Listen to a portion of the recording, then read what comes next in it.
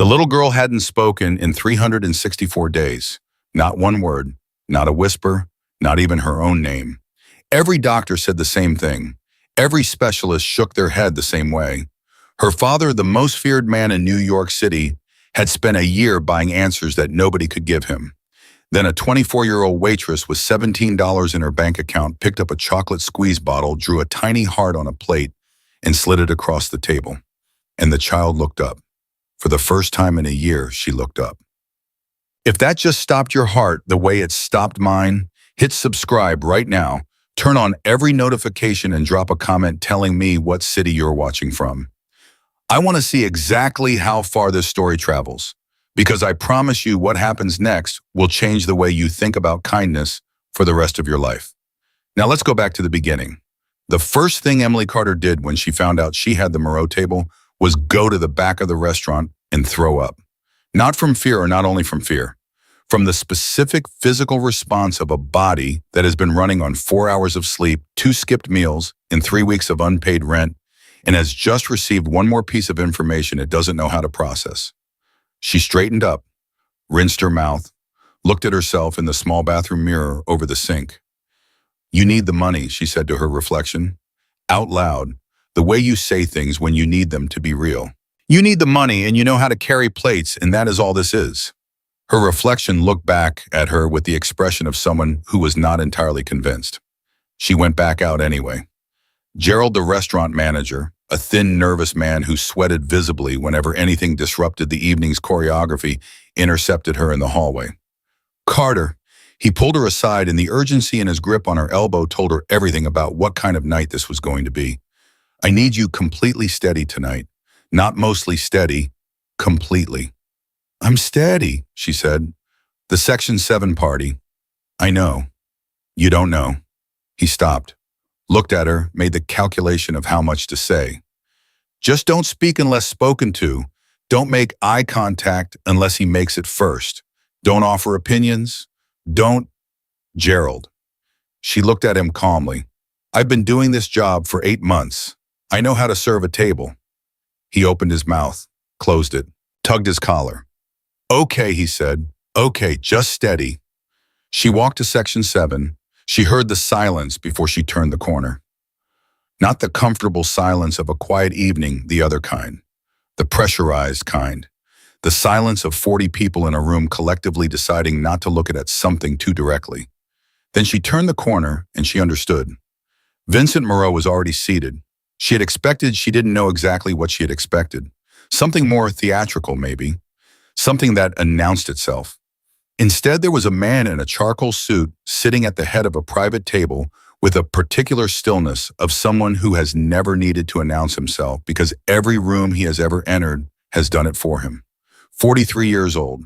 Dark eyes that move through a room the way a security camera moves slow, complete, missing nothing. 3 bodyguards positioned with the casual precision of people who do this so often it has become posture.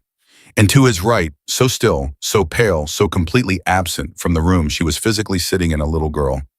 Emily stopped walking for exactly 1 second. She made herself start again.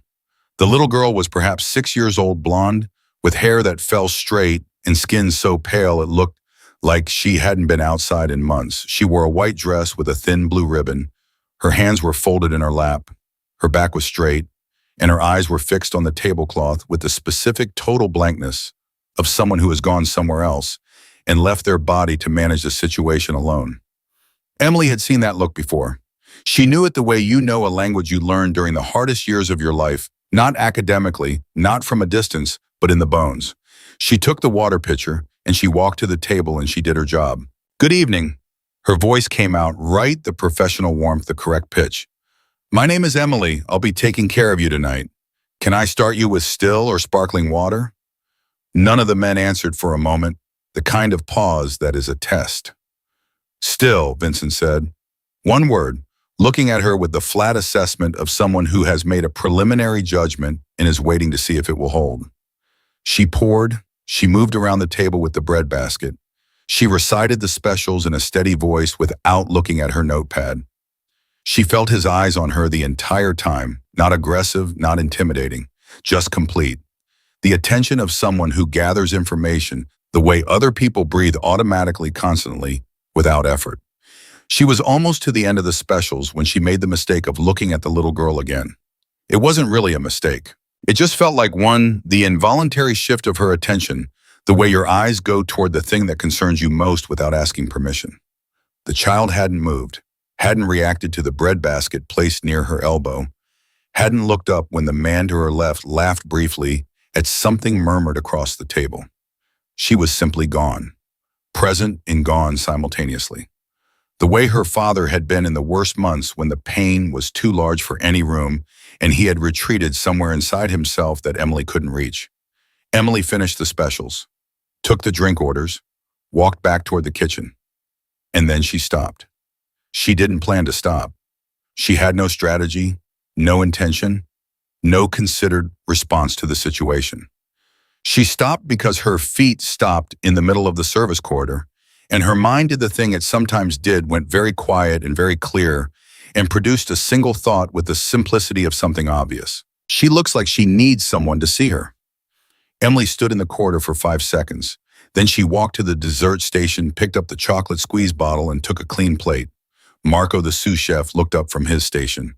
"What are you doing?" "Mind your business," Emily said. "That's a Section 7 plate. Those are for Marco." She didn't look up from what she was drawing. "I will deal with the consequences. You focus on your risotto." She drew the heart carefully, small, the size of a thumbprint, not a performance. Small enough to be shy. Small enough to say, "I see you," without demanding anything back. She looked at it for a moment. The kind of moment that feels longer than it is because something important is happening in it. She put it on her tray. She walked back to Section 7. She set it down in front of Lily without ceremony, without explanation, without the exaggerated warmth that adults perform for children when they want something in return. Just placed it centered, gentle, the heart facing the child, and gave Lily one small, honest smile, the kind you give someone when you're not asking for anything back. Then she straightened up and turned to the man on Vincent's left and said, "And what can I get you to drink, sir?" 3 seconds of silence. Then she heard it, not a sound exactly, something more like the absence of a sound that had been there before. Like a machine switching off, like a room that was running at one frequency suddenly shifting to another. She looked up from her notepad. Lily was looking at the plate, not the blank outward-directed stare from before. This was focused, concentrated. The look of someone who has been somewhere very far away and has just heard through all that distance something familiar. Her hands had come off her lap and were resting flat on the table on either side of the plate. Her lips were slightly parted.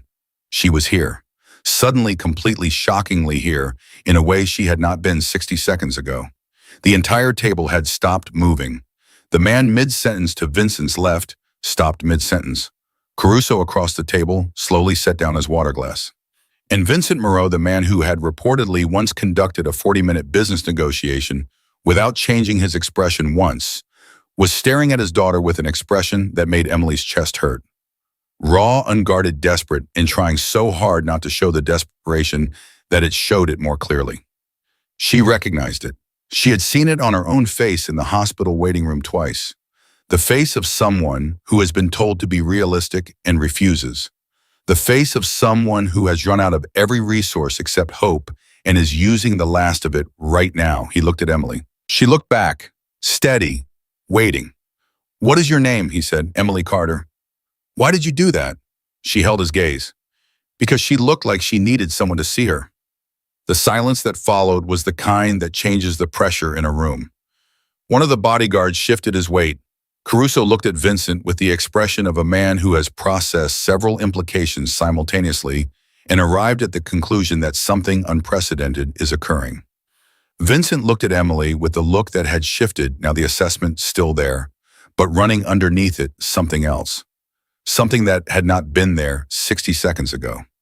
"Sit down," he said. Emily blinked. "I'm sorry, I didn't ask you to repeat it." He gestured to the empty chair not beside him, but near Lily, one seat down. "Sit." In the kitchen, Gerald's instincts were probably firing. In the service corridor, Marco had almost certainly leaned around the corner to watch. The professional architecture of Emily's evening had just been structurally compromised in a way that would take significant explaining. She sat down. Because Lily, still staring at the chocolate heart, had extended one small finger and touched the very edge of the plate. Barely a touch, barely a movement. But it was the movement of a person reaching towards something real, and Emily was not going to be the thing that interrupted it. She sat. She said nothing. She didn't perform warmth or competence or anything else. She just sat and was there the way you sit with someone who is in a fragile place, without agenda, without requirement, without making your presence more important than theirs. Lily's eyes moved, not much. Not all the way to Emily's face, just slightly left in Emily's direction, like a compass needle making a small tentative adjustment. Caruso leaned toward Vincent and said very quietly, the way people say things when they want to pretend they're not saying them. "She hasn't responded to anyone in 11 months. "I know," Vincent said. He did not take his eyes off his daughter. "Should we?" "No," Vincent said. "Nobody does anything." The dinner proceeded. Emily stayed in the chair. She answered questions when asked, which was rarely, and when not asked, she remained quiet. She watched Lily the way you watch something delicate, without staring, without pressure, with the peripheral attention of someone who is paying complete attention while looking slightly away. Lily didn't speak, but over the course of 40 minutes, something changed. It was incremental, the kind of change that you could explain away at each individual moment. She's just shifting in her chair. She's just looking at the bread. She's just a child who got bored of staring at a tablecloth. But accumulated across 40 minutes, it was unmistakable. She was orienting toward Emily, fraction by fraction, degree by degree. The way a plant doesn't decide to grow toward light, but grows toward it anyway, because that is what living things do when something warm is near. When one of the men laughed too sharply and Lily flinched, her whole body pulling in, Emily said quietly without looking at anyone else, "It was just a laugh. You're okay." She didn't direct it, didn't perform it, just set it to the air between them. Lily's contracted body slowly unclenched. Caruso stared at Emily across the table. She didn't look at him. She just looked at Lily, calm and present, until the child's hands uncurled back to flat on the table. Vincent said nothing, but Emily felt him watching the exchange with the intensity of someone observing something he has been trying to produce in a laboratory for a year and has just seen happen naturally in a restaurant. It was when the main course was being cleared that Lily did the thing that made the table freeze all over again. She reached out with both hands and pulled the dessert plate close to her. Not to eat from it. She hadn't touched the chocolate heart. She pulled it close, the way you pull close something that belongs to you, something that was sent to you specifically, that carries your name on it, even though there's no name written anywhere. She wrapped both small hands around the edge of it and held it there, like a letter she wasn't ready to put down, like something someone had sent her from a very long way away. The man to Vincent's left cleared his throat and looked at the tablecloth. Caruso's jaw moved. Vincent looked at his daughter holding a dessert plate the way she hadn't held anything in 11 months, and his hand resting on the table slowly closed into a fist. Emily watched all of it. She thought about what Caruso had said. 11 months. She thought about the blankness she'd seen when she first walked to this table. She thought about her father in his chair by the window, gone behind his own eyes, unreachable, and the months she had spent learning that you cannot reach in and pull someone back from that place. You can only make yourself present, make yourself consistent, make yourself the kind of thing that over time becomes a reason. She thought about how long 11 months is. She thought about how long a year is when you are 6 years old and something has been taken from you that you don't have language for yet. And then Lily looked at her, full eye contact, direct, unguarded, complete. Those silver gray eyes going all the way to Emily's face and staying there. Not a flicker, not a glance. A real sustained look, the kind that means I see you the same way Emily's heart had meant it. Emily did not look away. She held it. The look lasted 7 seconds. She counted. Not because she was measuring it, but because some moments you count automatically the way you count the seconds between lightning and thunder. Then Lily set the plate down very carefully, reached across the 3 inches of space between them, and placed her small hand on top of Emily's. Not grabbing, not clinging, just resting. The way you rest your hand on solid ground after a long time of falling. Emily turned her hand over slowly and held it. Russo, the bodyguard stationed nearest the table, 11 years with Vincent Moreau, had seen the things in those 11 years that rewired what a person considered normal, turned deliberately and looked at the wall. Later, someone would ask him why. He would not be able to give a clean answer.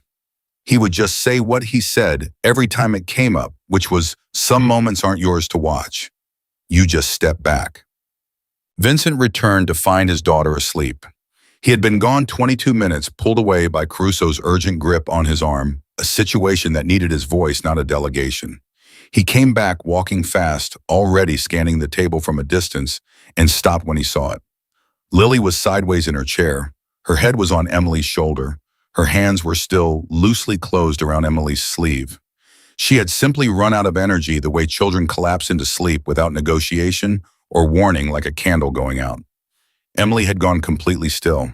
Back straight, arms steady, the deliberate stillness of someone who has made themselves into something solid so as not to disturb what has settled against them. She looked up at Vincent. He stood in the doorway and looked at his daughter asleep against a stranger's shoulder. His face did something fast and enormous and then went very quiet. He put one hand against the doorframe. "She fell asleep 4 minutes ago," Emily said very quietly. "I didn't want to move." He nodded. He couldn't speak for a moment. She watched him not speak and did not push him to. "When did she last do this?" Emily asked. "Fall asleep somewhere other than her own bed?" He looked at Lily. "Before," he said. That one word carrying everything. Before. The full weight of before. Emily looked at the chocolate heart on the table. Still there. Still untouched. Lily's hands had let go of the plate only when she finally let go of consciousness. "I need to go back to my shift," Emily said softly. Vincent looked at her. That look again, but recalibrated. Not the assessment of an unknown variable. The look of a man who has just located something he had stopped believing he would find. "No," he said, "you don't. My manager. Your manager will be compensated. Your lost income will be compensated." He came to the table, sat down across from them carefully so as not to disturb Lily's sleep. "Stay until she wakes up." Emily looked at the sleeping child. She thought about the sensible thing, the self-protective thing. She thought about Gerald's collar and Marco's expression and all the reasons why a 24-year-old waitress with a late rent check and a sick father should smile and know and find a polite way back to the world she understood. Lily's hand tightened in sleep, pulling Emily's sleeve closer. Emily stayed. When Lily woke groggy, blinking, briefly confused, her first instinct was to grip tighter. Her second was to find her father's face. She found it, checked it in the way she apparently always checked it, and was satisfied by whatever she found. Then she looked at Emily, and she did something nobody at the table was prepared for. She picked up the dessert plate, the chocolate heart, her letter, her evidence, and she held it out toward Emily, a fraction of an inch, then stopped, waiting. Emily looked at the plate, then at Lily. "That's yours," she said gently. "I drew that for you." Lily looked at the plate for a long moment. Then she pulled it back slowly and held it to her chest with both arms. "The way you hold something you've been given that proves you are not forgotten." Vincent made a sound, one small, compressed sound, barely audible, aimed at no one. But Emily heard it. She didn't look at him. She looked at Lily holding the plate and she said, "You can keep it as long as you want." Lily closed her eyes. And in the private restaurant on the Upper East Side, with the rain coming down outside and the city running its usual current of noise and motion and indifference, a little girl who had not spoken in 364 days held a chocolate heart to her chest, and for the first time in almost a year, her body was entirely, completely at rest. Vincent looked across the table at a waitress named Emily Carter. Emily looked back. Neither of them spoke. Because the most important things that begin, the things that actually matter, the things that last, rarely announce themselves. They just arrive quietly in the middle of an ordinary night, wearing no particular disguise, carrying nothing more than the willingness to see someone who needed to be seen. And they begin. Vincent Moreau did not sleep that night. He sat in the back of his car on the ride home. Lily buckled in beside him, her head against his arm, her hands still loosely curled, the empty dessert plate on her lap, because she had refused quietly but absolutely to leave it behind.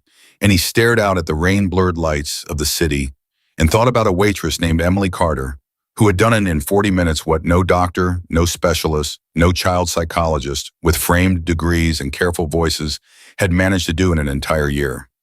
He thought about coincidence again, And the more he thought about it, the more it felt like a word built specifically to fool people who weren't paying close enough attention. He pulled out his phone, typed one message, 4 words, sent it. Find out who she is. Caruso responded in under 30 seconds. Already on it. Emily didn't sleep much either. She got home at midnight, peeled off her work uniform, stood under the shower for 10 minutes, doing nothing but breathing, then sat at her kitchen table with a cup of tea she forgot to drink and stared at the surface of the table, the same way Lily had stared at the tablecloth earlier that night. She kept seeing the little girl's face, the silver gray eyes, the hand placed on top of hers, not grabbing, not clinging, just resting there with that specific gravity that belongs only to people who are very alone and have very carefully decided in this one small moment to trust. She kept seeing Vincent Moreau's face in the doorway when he found his daughter asleep. She didn't know what to do with any of it. She was a waitress. She had a sick father and a late rent check and a shift at 10 tomorrow morning. This was not her world.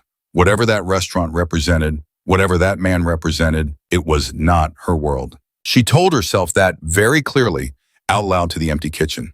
Then she thought about Lily holding the plate to her chest, and she didn't sleep. The call came at 8:47 the next morning. She didn't recognize the number. She almost didn't answer. She was standing in her small bathroom, brushing her teeth, still half asleep, and she picked up the phone mostly out of the reflex of someone who is always waiting for a call about their father's health. Miss Carter. The voice was professional, controlled. Not Caruso, someone else. Someone who had the practiced tone of a person whose entire job was to communicate on behalf of someone more important than themselves. Mr. Moreau would like to extend an invitation. His daughter is asking for you. Emily stopped brushing her teeth. Asking, she said. His daughter doesn't... She stopped. What do you mean asking? A brief pause. She's communicating, in her way. Another pause, slightly less controlled, this time as if the person on the other end was choosing words with unusual care. She won't eat her breakfast. She's been pointing at the door since 7 o'clock. When Mr. Moreau asked her what she wanted, the man stopped, cleared his throat. She drew something, on the condensation on her glass.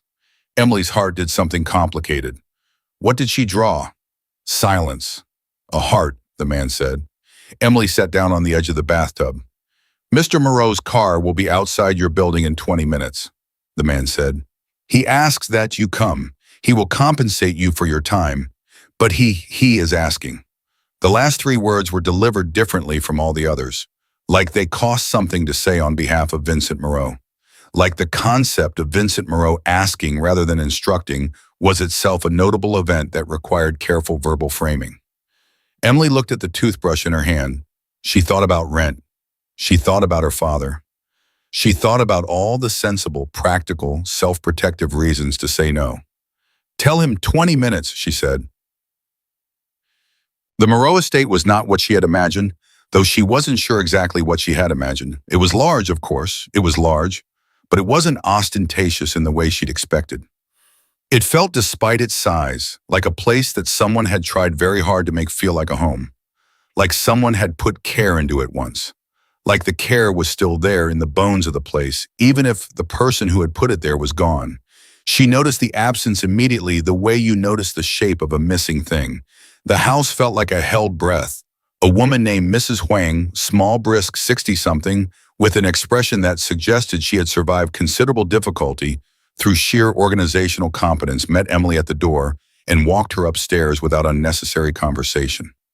Lily was in her room. She was sitting on her bed legs, folded beneath her, the dessert plate from last night on the pillow beside her. She was dressed, hair brushed, breakfast tray on the nightstand completely untouched. When the door opened, she looked up and her eyes went immediately past Mrs. Huang and found Emily and something in her face that had been wound very tight, released all at once, like a fist opening. Emily felt it like a physical thing. Hey you, she said softly and stepped inside. Lily didn't move, but her eyes tracked Emily across the room with an intensity that made Mrs. Huang, standing at the door, press her lips together very hard and look at the ceiling briefly. Emily pulled the chair from Lily's small desk, set it beside the bed and sat down. She didn't say anything right away. She looked at the breakfast tray, scrambled eggs, toast orange juice, everything untouched. I heard you haven't eaten, Emily said. Lily looked at her. I also heard, Emily said, that you drew something this morning. Lily's eyes dropped to her own hands. A flicker said, the ghost of an expression that might have been something like embarrassment, if embarrassment could coexist with 6 years old and 11 months of silence. You drew it for me, Tama, Emily asked. A pause, then the smallest, most minimal nod Emily had ever seen. Just a dip of the chin, barely perceptible, but unmistakable. Emily looked at the breakfast tray, then at Lily. If I eat some of that toast, will you eat some too? Mrs. Huang made a sound in the doorway, a small sound. Emily glanced back and the woman was very carefully studying a point on the wall just to the left of the doorframe. Lily looked at the toast. Then she reached out and picked up a triangle of it. Emily reached over and picked up the other. They ate in silence, the particular kind of silence that isn't empty, but full. The kind that two people build together out of things they're not ready to say out loud yet. Vincent appeared in the doorway 20 minutes later. He was dressed differently from last night. No suit, just dark clothing, sleeves pushed to the elbows. And for some reason, this made him look less like a public figure and more like an actual person. He stood at the door and looked at the scene in front of him. Emily on the chair, Lily on the bed, the breakfast tray noticeably less full than it had been, with an expression Emily was beginning to recognize. The one that was too careful. The one that meant he was feeling something he hadn't accounted for in his plan for the day. She ate, he said, not a question. More like a sentence he needed to say out loud to confirm it was real. Half, Emily said, which is a start. He nodded slowly. Can I speak with you downstairs? Emily glanced at Lily. Lily had gone still again, not the frightened stillness of last night, but the watchful kind, the listening kind. Give me 5 minutes, Emily said to Vincent. He raised an eyebrow, barely just a fraction. Like the concept of someone asking him to wait 5 minutes was a novelty he was processing in real time. He waited. Emily turned back to Lily. I'm going to go talk to your dad for a little while, she said. I'll be right downstairs, right below us. She pointed at the floor. You'll be able to hear if you knock on the floor. Okay. Lily stared at her. You're not alone in this house, Emily said. You're not alone. Something moved through Lily's face. Fast, gone. She picked up the dessert plate, looked at the dry chocolate heart, put it carefully back down on the pillow, and she gave Emily that same minimal nod. Emily stood up and went downstairs. Vincent was in his study, standing, not sitting, the posture of a man who processes things better in motion, but has chosen to be still for the sake of the conversation. He had 2 cups of coffee on the desk, and he gestured to one without speaking. Emily sat. She took the coffee. She waited. I looked into you, he said. She had expected this. And Emily Marie Carter, 24. No criminal record, no affiliations. He paused. Father is Thomas Carter, 61 stage 3 lymphoma, currently in remission. You've been managing his care primarily alone for the last 4 years.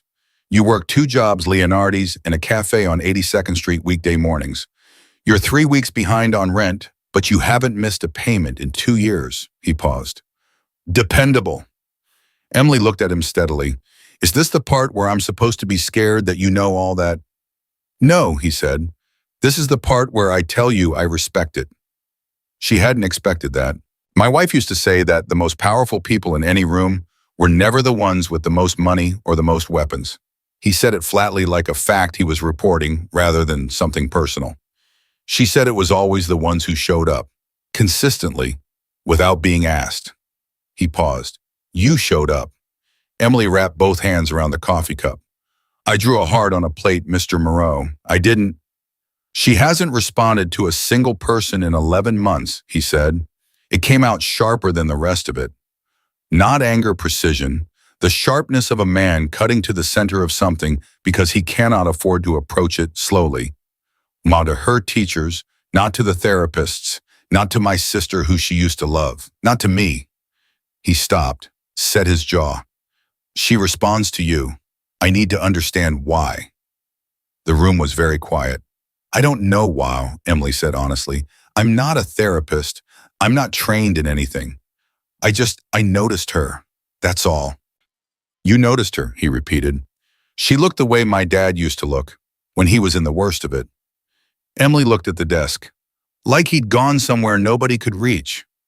I learned that you can't pull someone back from that place. You can't grab them and haul them back. You can only be there. Make yourself a reason, small enough that it's not threatening, consistent enough that it registers. She looked up. So that's what I did. I made myself small, and I stayed. That's the entire strategy.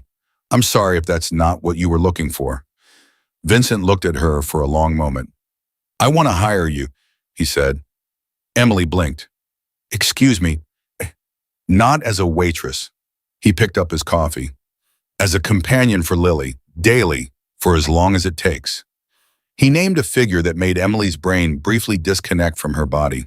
That's per week, plus your father's medical expenses covered in full whatever he needs. Emily opened her mouth, closed it.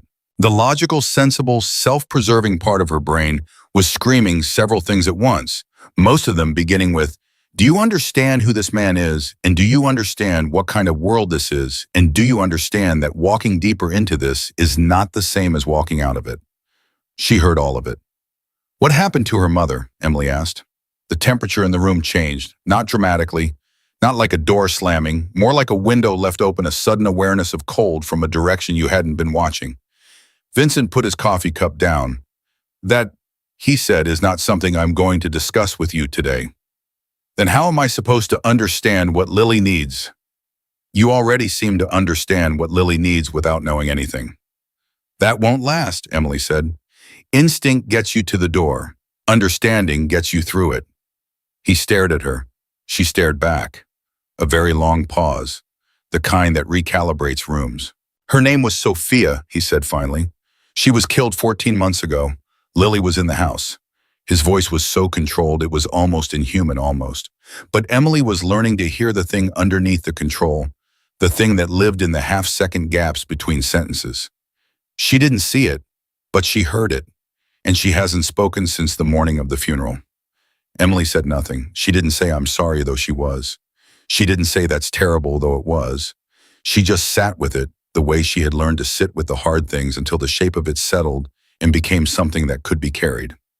Yes, she said. Vincent looked at her. Yes, what? Yes, I'll come. Not for the money, though. I won't pretend the money doesn't matter, because it does. She met his eyes. I'll come because she drew a heart on a glass this morning to tell you he wanted me here. And I don't think you ignore something like that. Something shifted behind his eyes. Something that moved fast and then was gone. I don't either, he said quietly. The first week was a negotiation conducted entirely without words. Lily set the terms. Emily followed them. The terms were these. Emily arrived at 9 each morning. She did not announce herself loudly. She did not bring gifts or toys or books selected by adults trying to engage a grieving child. She sat wherever Lily was, the bedroom, the large sitting room on the second floor, occasionally the kitchen, and she made herself available without making herself demanding. She read her own book while Lily drew. She drank her coffee while Lily arranged and rearranged the objects on her windowsill with the focused seriousness of someone conducting important scientific research. She existed steadily and without pressure in Lily's orbit, and Lily slowly in increments so small they might have been invisible to anyone who wasn't paying exact attention, kept moving closer. By day 3, she would sit on the same couch rather than across the room. By day 5, she had taken to bringing her drawings and laying them on the cushion beside Emily, without looking at her, just placing them there and offering and a test simultaneously. Emily always looked at them, always said one thing, just one, never a flood of words about what she saw. Not praise exactly, not the exaggerated enthusiasm adults perform for children, just honest observation. That bird looks like it's thinking about something important. That color, I like how you put that dark blue right next to the yellow. That one's my favorite so far, that circle in the corner. Can I ask what it is? And Lily would listen, and her hands would do something, a slight relaxation, a shift, an almost movement that in another child would have been the beginning of a sentence. She still didn't speak, but she was building up to something. Emily could feel it. The way you feel a storm assembling, not from seeing it, but from the pressure in the air, the particular quality of the quiet. On the 6th day, Caruso came to find Emily. He found her in the kitchen where she and Lily were sitting at the island, Lily drawing Emily with her coffee, and he stood in the doorway with the expression of a man who has something to say and isn't sure how to say it in front of a child. "Can I have a minute?" he said to Emily. Emily looked at Lily. Lily had gone alert, that subtle stiffening that happened whenever the rhythms of her day shifted unexpectedly. "Be right back," Emily said to Lily. "Stay here. Eat one of those crackers while I'm gone." Lily looked at the crackers, looked at Emily. Emily raised her eyebrows. Lily picked up a cracker. Emily followed Caruso into the hallway. "We have a problem," Caruso said the moment they were out of earshot. He wasn't a man who wasted time on preamble. "Someone's been asking questions. About you." Emily stared at him. "About me?" "A man named Reyes. He works for the Castellano organization." He said the name like it should mean something to her. From her expression, he registered that it didn't and pushed through it. "The Castellanos and Mr. Moreau have a history. There have been certain tensions recently, and now someone in their organization is pulling your records. Your work history, your address." He paused. "Your father's hospital." Emily felt the cold drop through her fast and complete. "Why?" she said.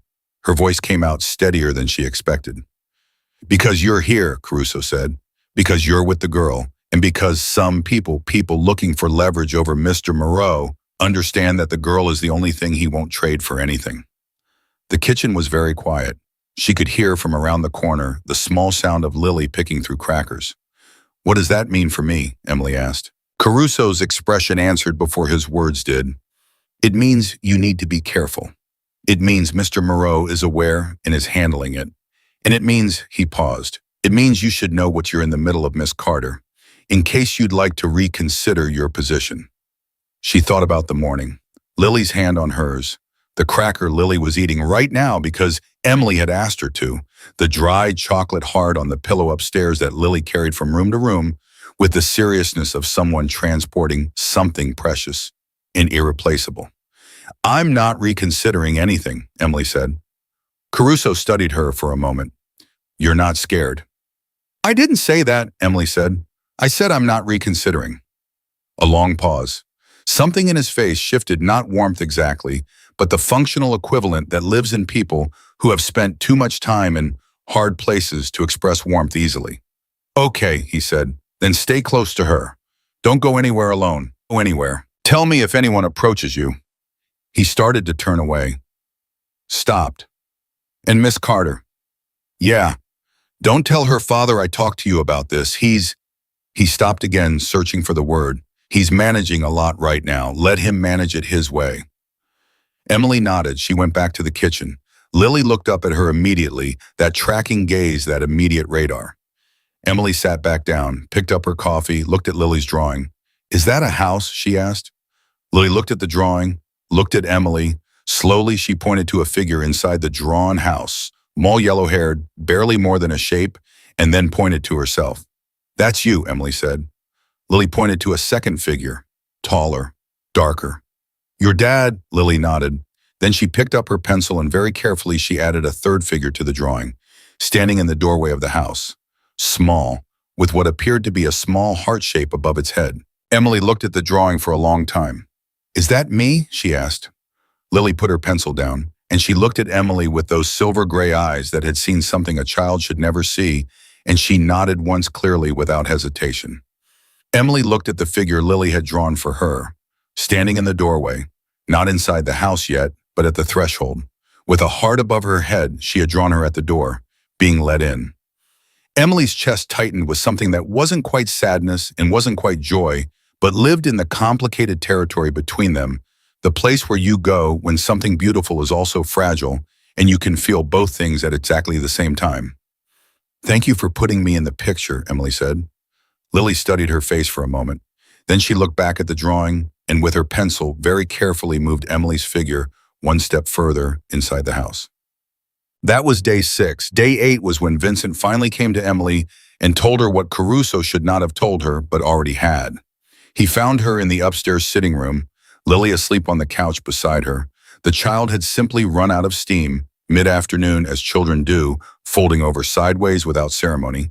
And he stood in the doorway with the particular careful expression of someone who has decided to say a difficult thing. Someone is watching you, he said. I know, Emily said. He absorbed this. Caruso. He was trying to help. A pause. Yes. He walked in, sat in the chair across from the couch.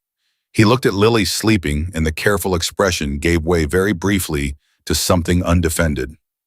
I should have told you myself. You're telling me now. It complicates things. He looked at her. It complicates your position here. I want to move you both to another location temporarily. Somewhere more controlled. I have a property outside the city more secure. I'd like you to come with us. Emily looked at Lily. The child was deeply peacefully asleep. Her drawing clutched loosely in one hand. The chocolate plate its travels from room to room, apparently governed by some system only Lily understood on the coffee table within reach. You're scared, Emily said. He looked at her sharply. Not of them, she clarified. You handle them. You've been handling them for however long. You're scared for her. She nodded at Lily. You're scared that this, she gestured between herself and the sleeping child. Whatever this is going to be taken away from her, and she's going to go back. He said nothing, which was she was learning Vincent Moreau's way of saying yes. I'll come, Emily said. Tell me when you need to leave. Tomorrow morning, he said, early. She nodded. He stood to go, then stopped, turned back. And he did something Emily had not seen him do before. He looked at her without calculating anything. Just looked. Like a person, not a professional. Why, he said. I've given you every reason to walk away from this. The money, the risk. Why are you still here? Emily looked at Lily, at the drawing in her hand, at the small, yellow-haired figure that Lily had moved carefully one step further inside the door. Because she drew me into the house, Emily said simply. Vincent stared at her. And I don't leave when I'm inside someone's house, she said. That's not who I am. A very long silence, the kind that means several things are happening at once inside someone, and none of them have found their way to words yet. Get some sleep tonight, he said finally. We leave at 6. He left. Emily looked at Lily sleeping, thought about Caruso's words, the girl is the only thing he won't trade for anything, thought about the figure in the doorway, the heart above its head, thought about a photograph she had noticed for just a second as she walked past the study earlier that day. On the corner of Vincent's desk, half turned toward the window where she'd barely seen it. A woman, blonde, with a smile that had something in it, some quality, some warmth that had registered in Emily's peripheral vision, and then sat in the back of her mind without her fully understanding why.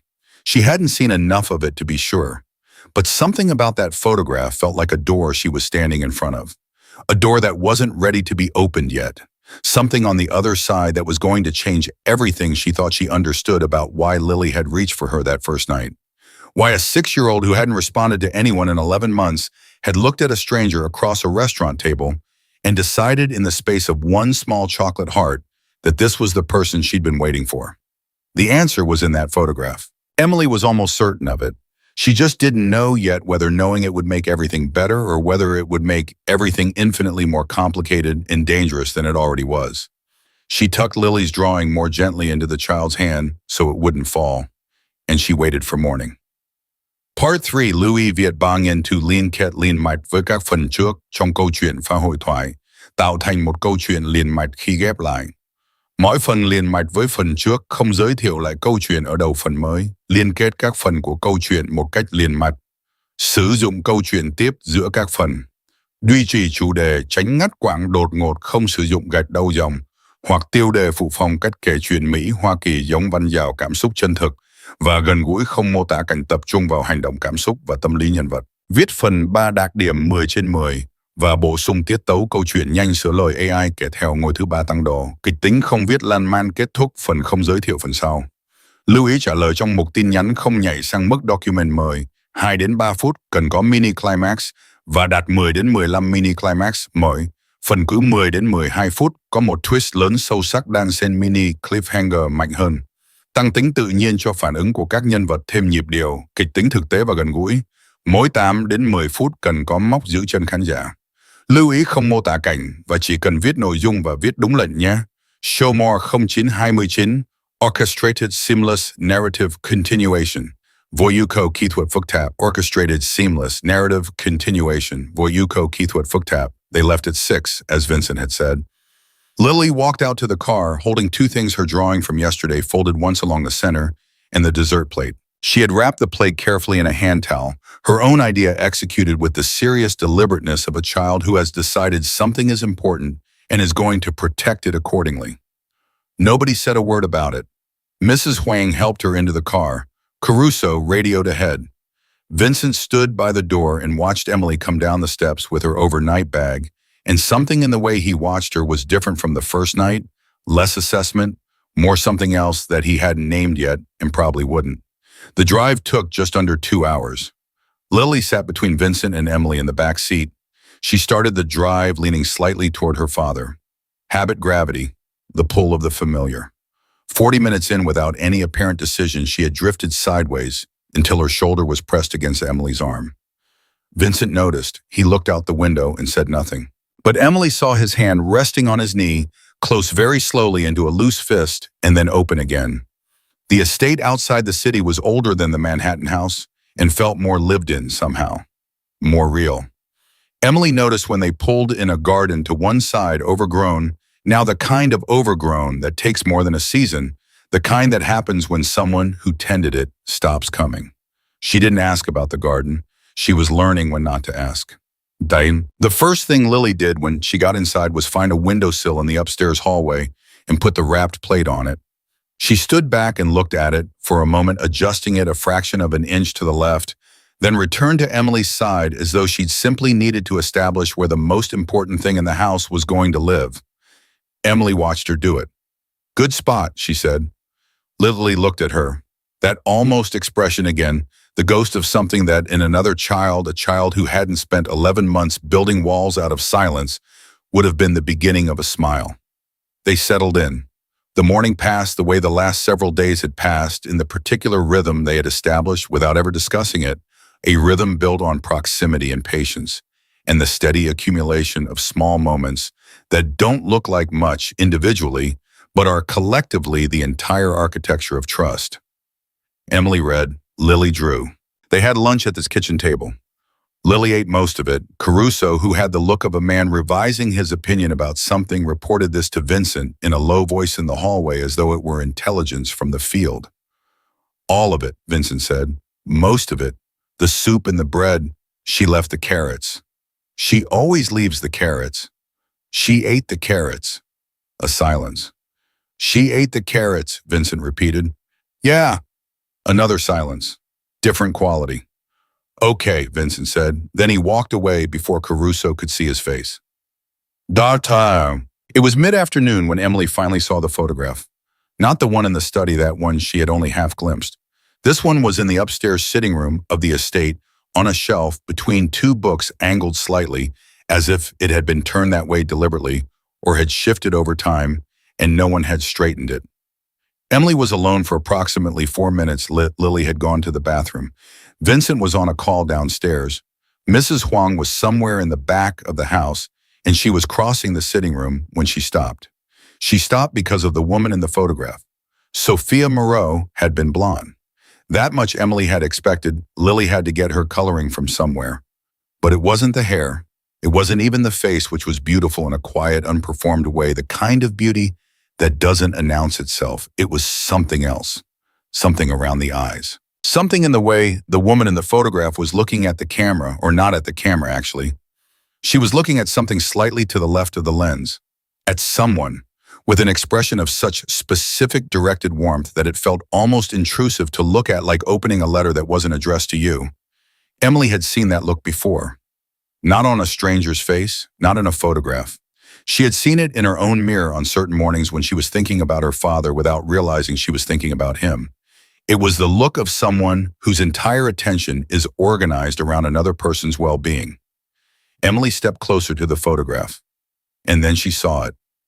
Down in the lower right corner of the image, almost cropped out, barely visible, the kind of detail that disappears unless you're standing at exactly the right angle, in exactly the right light, was Sophia Moreau's hand resting on a table.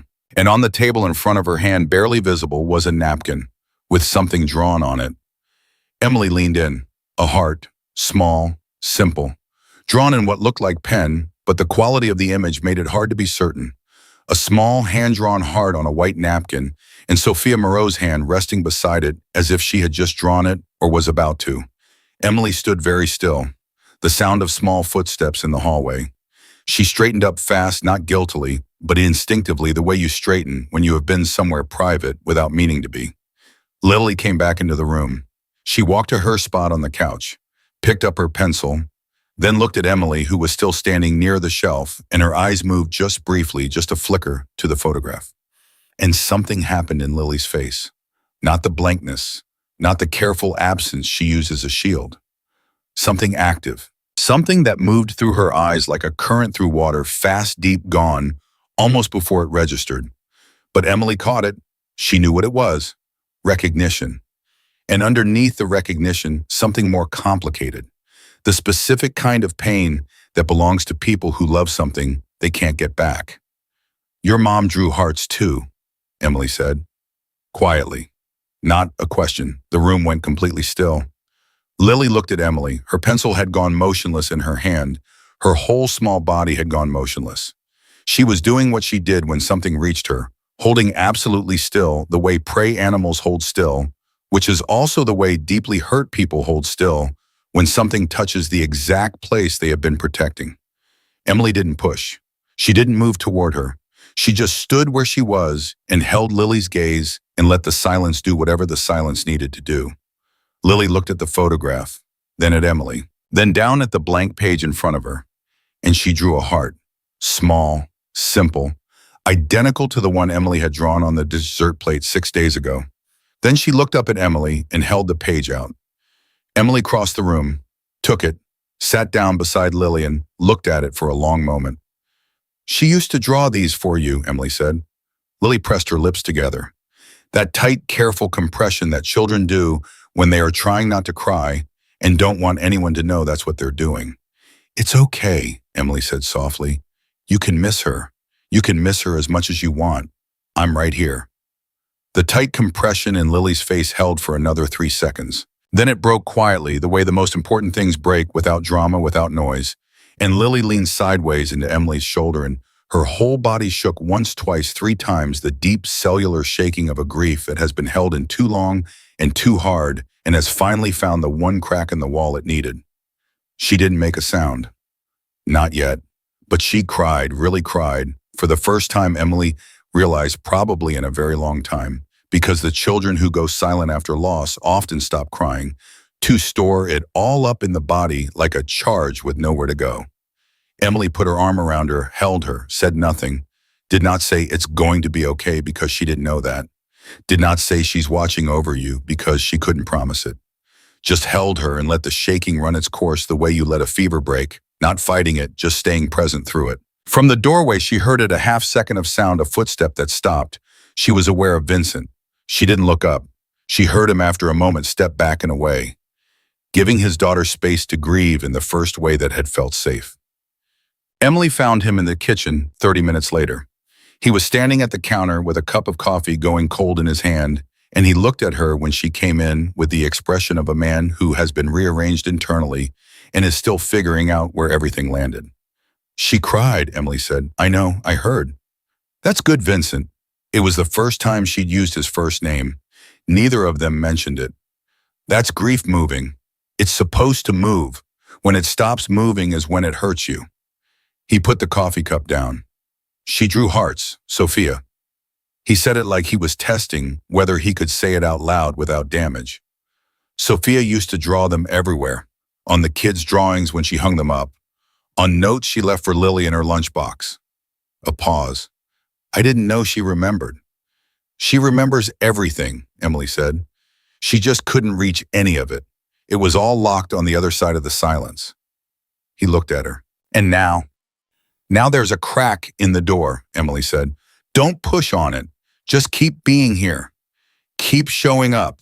Let her set the pace." A long pause. He looked at the cold coffee. "That's what you do," he said. "That's all anyone can do."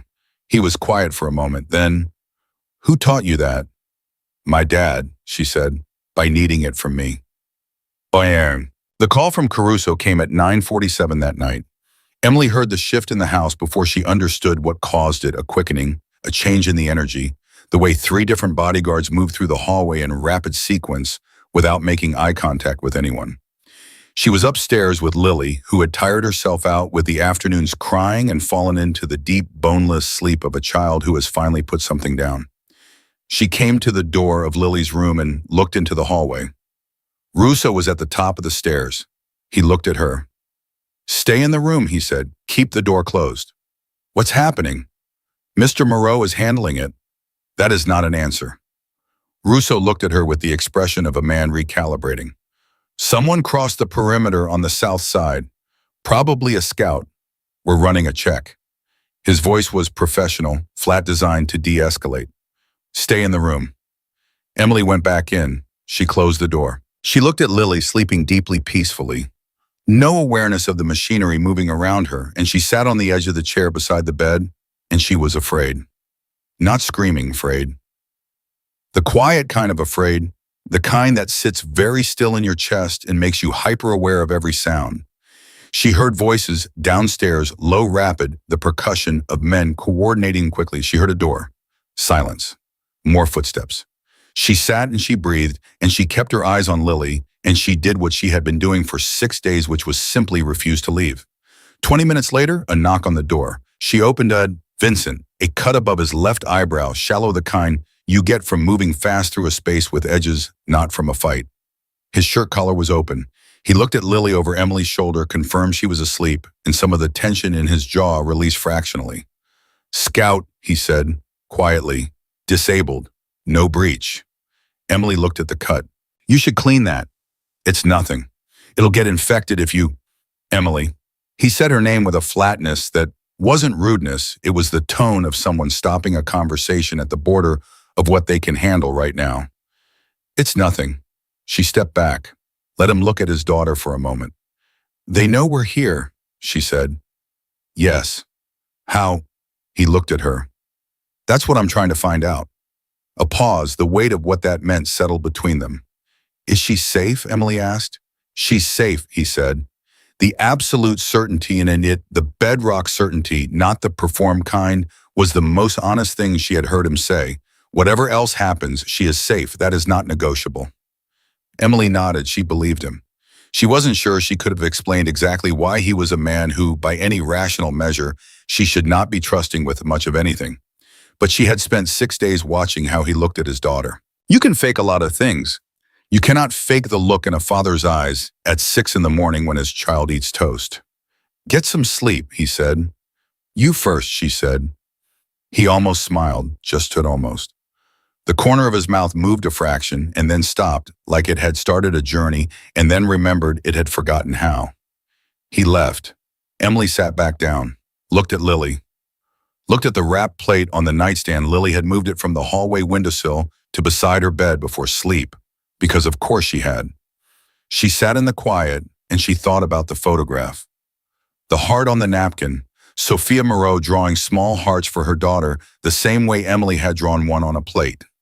The question that had been sitting in the back of her mind since she'd seen it, the question she hadn't said out loud because she didn't have a rational framework for it, yet surfaced now in the dark and the quiet and refused to be ignored. Did Lily respond to me because of who I am, or because of who I look like to her? The thought was uncomfortable. The thought was important, because there was a version of this story where Emily was a person, a real person who had genuinely connected with a grieving child through patience and instinct and love. And there was another version where she was a reflection, a shape in a doorway that reminded a 6-year-old of what she had lost, where the heart on the plate hadn't been about Emily at all, but about the woman who used to draw them, where Lily, reaching for her hand, had been a child reaching in the only way she could toward the ghost of her mother. Emily did not know which version was true. She suspected with the particular intelligence of someone who knows themselves well enough to be honest that she was afraid it might be the second one. And she wasn't sure what that meant for what she was doing here, or for what was growing between them, or for what would happen to Lily if the crack in the door had been opened, not by Emily herself, but by what Lily saw when she looked at her. She didn't have answers. She just had the morning coming, and the child sleeping, and the plate on the nightstand, and the drawing of a house with a figure being let in one step at a time. She closed her eyes and sat in the question. The next morning arrived the way hard mornings do, earlier than expected, sharp, at the edges, carrying something with it. Lily woke at 7. She sat up, looked at Emily in the chair. Emily had not moved, had drifted into a light, watchful sleep around 3, and come back to full wakefulness at 6:30, and she did something she had never done before. She pointed at Emily, then at herself, then at the window at the garden visible from where they sat, the overgrown garden with its long, untended beds. Emily looked at her. "You want to go outside?" Lily pointed again, more deliberate this time. "Together," Emily said. Lily nodded, one clear, unambiguous nod. They went downstairs. Russo materialized at the bottom of the stairs. Immediately, Emily held up one hand, which should not have worked on a professional bodyguard, but apparently did because he fell back 2 steps and watched from a distance. They went into the garden. It was early and the air was cool, and everything out there had the particular wildness of something that had been loved and then left. Lily walked slowly through it. She didn't pull at anything or pick anything. She just moved through it with her hands slightly out at her sides, fingertips brushing the overgrown stems as she passed. Emily walked beside her. Lily stopped in front of what had been at some point a flower bed. Something was still growing there, determined, despite the neglect pushing up through everything that had grown over and around it. Lily crouched down, looked at it for a long moment. Then she looked up at Emily, and she opened her mouth. Emily's heart stopped. Not a sound, not yet. Just the opening of it. Just the shape. Lily's brow furrowed with the effort of something. Her mouth shaped itself around a word she had not said in 11 months. Her whole body tightened with it, the physical effort of bringing a word up from somewhere very deep. A voice from behind them, sharp, terse, not Russo. "Get away from them, both of you. Now, back inside." Caruso, running, and behind him from the direction of the tree line movement. Fast, wrong, deliberate. Emily grabbed Lily. She didn't think. Her body thought for her, grabbed Lily, pulled her in, turned, so her own back was between the child and whatever was coming from the trees, and ran. Caruso reached them in 4 seconds. In 6 seconds, they were inside. In 8 seconds, the door was locked, and Vincent was there, materialized from somewhere, already knowing, already moving, already placing himself between his daughter and the window. Lily was shaking, not crying, shaking her whole body, the deep, fine tremor of pure adrenaline. And she was gripping Emily's shirt in both fists with a force that said everything about what she understood and everything about who she had decided she wasn't letting go of. "Look at me," Emily said, dropping to her knees in front of her. Steady, direct. "Lily, look at me." Lily looked at her. "You're okay. You're inside. You're safe. Your dad is right here." She kept her voice even, not artificially calm, calm, the earned kind. "Nothing got to you. Nothing is going to get to you." Lily stared at her, still shaking. Then she let go of Emily's shirt with one hand, just one, and pressed it flat against Emily's chest, over her heart, feeling it beat. Emily understood immediately. She took Lily's hand and held it there. "I know," she said. "I'm here. I'm real. I'm not going anywhere." The shaking slowed. Behind Emily, she heard Vincent exhale one controlled, deliberate breath, and then his voice, very quiet, aimed at Caruso. "Talk to me." 3 men, Castellano crew. They were watching, not moving yet. "We made them before they made a move." Caruso's voice was low and fast. "But Vincent," a pause. "There's someone on the inside. This is the second time they've found us in 12 hours. Nobody outside this house knew this location except—" "I know," Vincent said. A terrible silence. "Who?" Caruso said. "I have a name," Vincent said. "Give me an hour." His voice had changed. The father's voice, the one Emily had heard in the doorway watching his daughter sleep, the one that lived in the gaps between his careful sentences, was gone. What replaced it was older, harder. The voice of the man who had built the thing he was protecting and who knew precisely how to dismantle the people who threatened it. Emily didn't turn around. She kept her eyes on Lily, her hand over Lily's hand, over her heartbeat, and she thought clearly, rapidly, without panic, about the shape of the situation they were in, about the photograph, about the scout on the south perimeter, about someone in this house, someone trusted, making calls to the Castellano organization, about Lily's mouth opening in the garden. The word that almost came. Almost. Emily looked at Lily's face. Lily was still looking at her, still measuring her heartbeat with her small palm, and her lips were pressed together again. The tight compression, the holding in. You almost said something, Emily said, very quietly, just between them. Out there, in the garden. Lily's eyes moved, fast, complex. It's okay, Emily said. It'll come when it's ready. She looked at her steadily. I'm going to be here when it does. Okay, I'm going to be right here. Lily looked at her for a long time. Then she leaned forward slowly and rested her forehead against Emily's shoulder. And behind them, the house moved with the sound of Vincent Moreau beginning to find out who had betrayed him, everything that had been building the photograph, the hearts, the question of why Lily had chosen Emily, the traitor inside the walls, the men at the tree line was contracting now toward a single point. The way a story contracts before it breaks open. Emily held Lily and waited for the break. Part 4. Lưu ý viết 3.000 từ liên kết liền mạch với các phần trước trong câu chuyện pha hội thoại, tạo thành một câu chuyện liền mạch khi ghép lại. Mỗi phần liền mạch với phần trước không giới thiệu lại câu chuyện ở đầu phần mới. Liên kết các phần của câu chuyện một cách liền mạch, sử dụng câu chuyện tiếp giữa các phần. Duy trì chủ đề, tránh ngắt quãng đột ngột, không sử dụng gạch đầu dòng hoặc tiêu đề phụ phong cách kể chuyện Mỹ Hoa Kỳ giống dân giàu cảm xúc chân thực và gần gũi, không mô tả cảnh, tập trung vào hành động, cảm xúc và tâm lý nhân vật. Viết phần 2 đạt điểm 10 trên 10 và bổ sung tiết tấu câu chuyện nhanh, sửa lời AI kể theo. Ngôi thứ 3 tăng độ kịch tính, không viết lan man, kết thúc phần không giới thiệu phần sau. Lưu ý trả lời trong mục tin nhắn không nhảy sang mức document mới 2 đến 3 phút cần có mini climax và đặt 10 đến 15 mini climax, mỗi phần cứ 10 đến 12 phút. Có một twist lớn sâu sắc đan xen mini cliffhanger mạnh hơn, tăng tính tự nhiên cho phản ứng của các nhân vật, thêm nhịp điệu, kịch tính thực tế và gần gũi. Mỗi 8 đến 10 phút cần có móc giữ chân khán giả. Lưu ý không mô tả kênh và chỉ cần viết nội dung và viết đúng lệnh nhé. Show more 0932. Orchestrated, emotionally driven narrative with strategic pacing and dramatic tension. Orchestrated, emotionally driven narrative with strategic pacing and dramatic tension. The name Vincent came back with was Marco Terry, 26 years old, junior logistics coordinator. Had been with the organization for 3 years, long enough to know the secondary properties, the safe house rotations, the private numbers that didn't exist on any official record. Young enough to be ambitious, underpaid enough to be reachable. Caruso took the news the way men like Caruso take bad news, with a stillness that is more dangerous than anger. He stood in the kitchen doorway and looked at Vincent and said, "You're sure?" "The call log from the estate's landline," Vincent said. "Someone used it at 4 in the morning. Marco was on overnight watch." He paused. "I'm sure."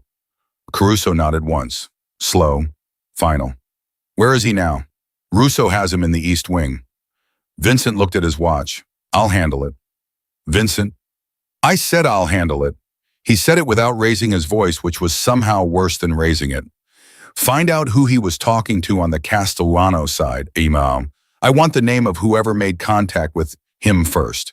Someone recruited him. I want that person." Caruso left. Vincent stood alone in the kitchen for 30 seconds.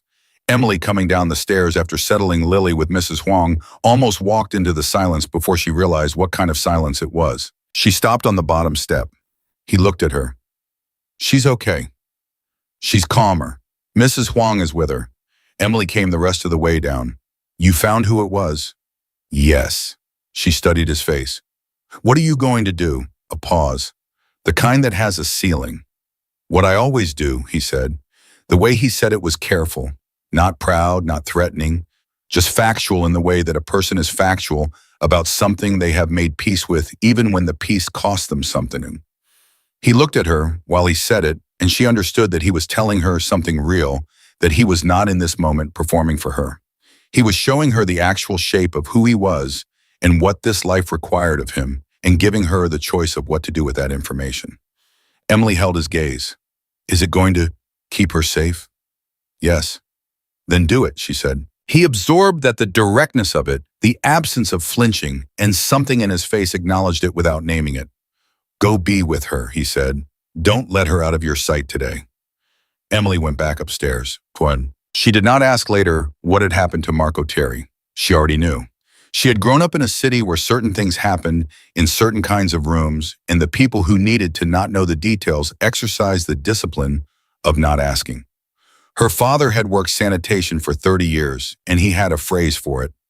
Some doors you leave closed not because you're scared of what's inside, but because knowing doesn't change anything, and not knowing lets you sleep.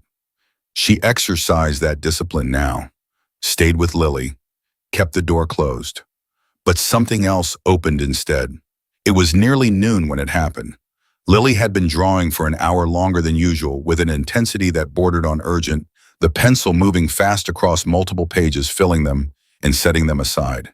Emily had watched from across the room, recognizing the rhythm of it. This was different from the meditative, careful drawing of the past week. This was something being worked out, something being processed through the hand because the mouth wasn't available yet. Then Lily stopped. She picked up the pages, 4 of them, and she walked across the room and put them in Emily's lap. All 4 at once. The whole stack. Emily looked at them. The first was a drawing of a woman. Blonde, simply rendered the way children render people they love. Not realistic, but emotionally accurate, all the important features enlarged and the unimportant ones simplified. The woman was smiling. At her feet, a small figure, Lily herself unmistakably, was reaching up toward her. And in the woman's hand was a small shape, a heart. Emily's breath caught. She kept her face steady and looked at the second page. The second was the same woman but different. The smile was gone. The figure was horizontal. And the small lily shape was curled beside her on the ground, and the heart that had been in the woman's hand was now on the floor, disconnected. The third page was almost all dark. Dark pencil pressed hard, filling most of the space. In the center of the dark, barely visible, the small lily shape, again alone with no one around her. No heart anywhere on the page. Emily's hands had gone very still on the pages. The fourth page was different from all the others. It was brighter. The dark was still there in the background at the edges, but not filling everything. In the center were 2 figures, one small, one taller, and between them, held by both sets of hands, a heart, not disconnected, not fallen, held. Emily looked at it for a long time. She looked up at Lily. Lily was watching her with an expression so open and so vulnerable, it was almost hard to look at, directly the expression of someone who has just handed you the most important thing they own and is waiting to see whether you understand what you're holding. "This is your story," Emily said. "Not a question." Lily nodded. "This," Emily held up the first page carefully, "is your mom." Lily nodded. "And this, the second page, is when she died." Lily's jaw tightened, the smallest, hardest nod. "And this, the third, is where you've been." No nod this time, just her eyes staying locked on Emily's with the courage it takes to have someone see you clearly. Emily held up the 4th page. "And this is now." Lily looked at the 4th drawing for a long moment. Then she looked at Emily, and she pointed slowly, one deliberate finger, at the taller figure in the drawing. Emily looked at it, then at Lily. "That's me," Lily nodded, "and we're holding the heart together." Lily nodded again. Emily looked back at the drawing. She had been carrying the question since the night before, the uncomfortable question about whether she was a person to Lily, or a reflection, a real presence, or a stand-in for someone gone. She had been afraid of the answer. Looking at this drawing, she understood that the question itself had been wrong. Because Lily knew. Lily had always known. She was 6 years old and she had been through something that would have broken most adults, but she was not confused about who was who. She had drawn her mother clearly, distinctly, with all the specific love of a child drawing the person they miss most. She had drawn Emily separately, taller, different, not the same. Not a replacement, a continuation. Something that had been broken was being held again, by different hands, but held. Emily set the drawings down very carefully. She looked at Lily. "Thank you," she said, "for showing me." Lily held her gaze, and then she did something Emily had not seen before. She reached up and pressed one small palm against Emily's cheek. Just held it there, the way someone touches a face they want to memorize. Emily put her hand over Lily's and held it there. Neither of them moved for a full minute. Vincent found them like that when he came upstairs. He stopped in the doorway, saw the pages in Emily's lap, saw his daughter's hand against the face of a woman she had known for 9 days. He did not announce himself. He stood and he looked at this thing, this living, breathing, impossible thing that was happening in a room that had been full of silence and locked doors for the better part of a year. And he pressed his hand against the door frame the way he had at the restaurant. The same gesture, the same barely contained weight. He looked at the drawings. He recognized them immediately. He recognized the first figure, recognized her, the way you recognize something that is permanently part of you, that has been printed into you at a cellular level. His face did something complicated and fast, and then settled into the flat, controlled mask. But Emily saw the fast thing first. He looked at the fourth page. He stood with that for a long moment. Then he looked at Emily. She held his gaze. He nodded once. Something was communicated between them wordlessly, the way things are communicated between people who have been through enough together in a short time that they have developed an accelerated language. Then he walked in and crouched down in front of Lily, and he said quietly, the father's voice, the real one. Did you show Emily your drawings? Lily looked at him, nodded. All of them. She nodded again. He looked at the pages. He reached out and picked up the fourth one slowly, like it might tear if he wasn't careful, and he looked at it for a long moment. This is good, he said. His voice was doing the thing it did in the gaps between sentences, but this time he let it. This is really good, sweetheart. Lily watched his face, checking it the way she always checked faces for what they were actually doing underneath the words. Whatever she found in his made her lean forward and put both arms around his neck. Vincent Moreau closed his eyes and held his daughter and did not let go for a very long time. Emily gathered the drawings together quietly and stepped out of the room. The next twist came from the direction she had least expected. Her phone rang at 2 in the afternoon. Her own phone, not the house line, not a number she didn't recognize. Her actual phone, a number she knew. Her father. She answered immediately. Dad, what's wrong? Nothing's wrong. Thomas Carter's voice, familiar, slightly raspy from the medications, warm in the specific way of fathers who spent years learning how to be easy with their children. Why does something have to be wrong? Can't a man call his daughter? You only call on Sundays, Emily said. It's Thursday. A pause. Yeah. The pause extended. Some men came by the building this morning, Em. Her whole body went cold. What kind of men? The kind that ask questions like they're not really asking questions, her father said. His voice was still calm. Thomas Carter had spent 30 years on the streets of New York and maintained a foundational equanimity about most things, but she could hear the thing underneath it, the careful thing. They wanted to know where you were, who you were working for, how long you'd been with. They used a name. Moreau. Emily's jaw tightened. What did you tell them? I told them I don't discuss my daughter with strangers at my front door. A beat. Then I closed the door and called my building super, who called to a police contact he has, and then I called you. Are you okay? I'm fine. I'm not scared of men in suits, Emily. I raised you in this city. He paused. But I want to know what you're into. I deserve that. She walked to the far end of the hallway away from the rooms where people might be. She kept her voice low and gave him as much of the truth as she could shape into something manageable. The child, the job, the complications she hadn't anticipated. She did not tell him about the men at the tree line. She did not tell him about Marco Terry. She told him enough that he understood the shape of the situation, and she told him all of it with the specific honesty that exists between parents and children who have been through genuine difficulty together and have stopped pretending around each other. When she finished, there was a long silence. This little girl, her father said, she really hasn't talked in a year. Not until now, not quite yet, but almost. And you think she's close. I think she was about to say something this morning before everything happened. Another silence. Emily. His voice had shifted into the register he used when he was saying something he'd thought about carefully. You sound like you love this child. She leaned against the wall, closed her eyes. It's been 9 days, Dad. Your mother decided she loved me in 40 minutes, he said. 9 days is practically an eternity.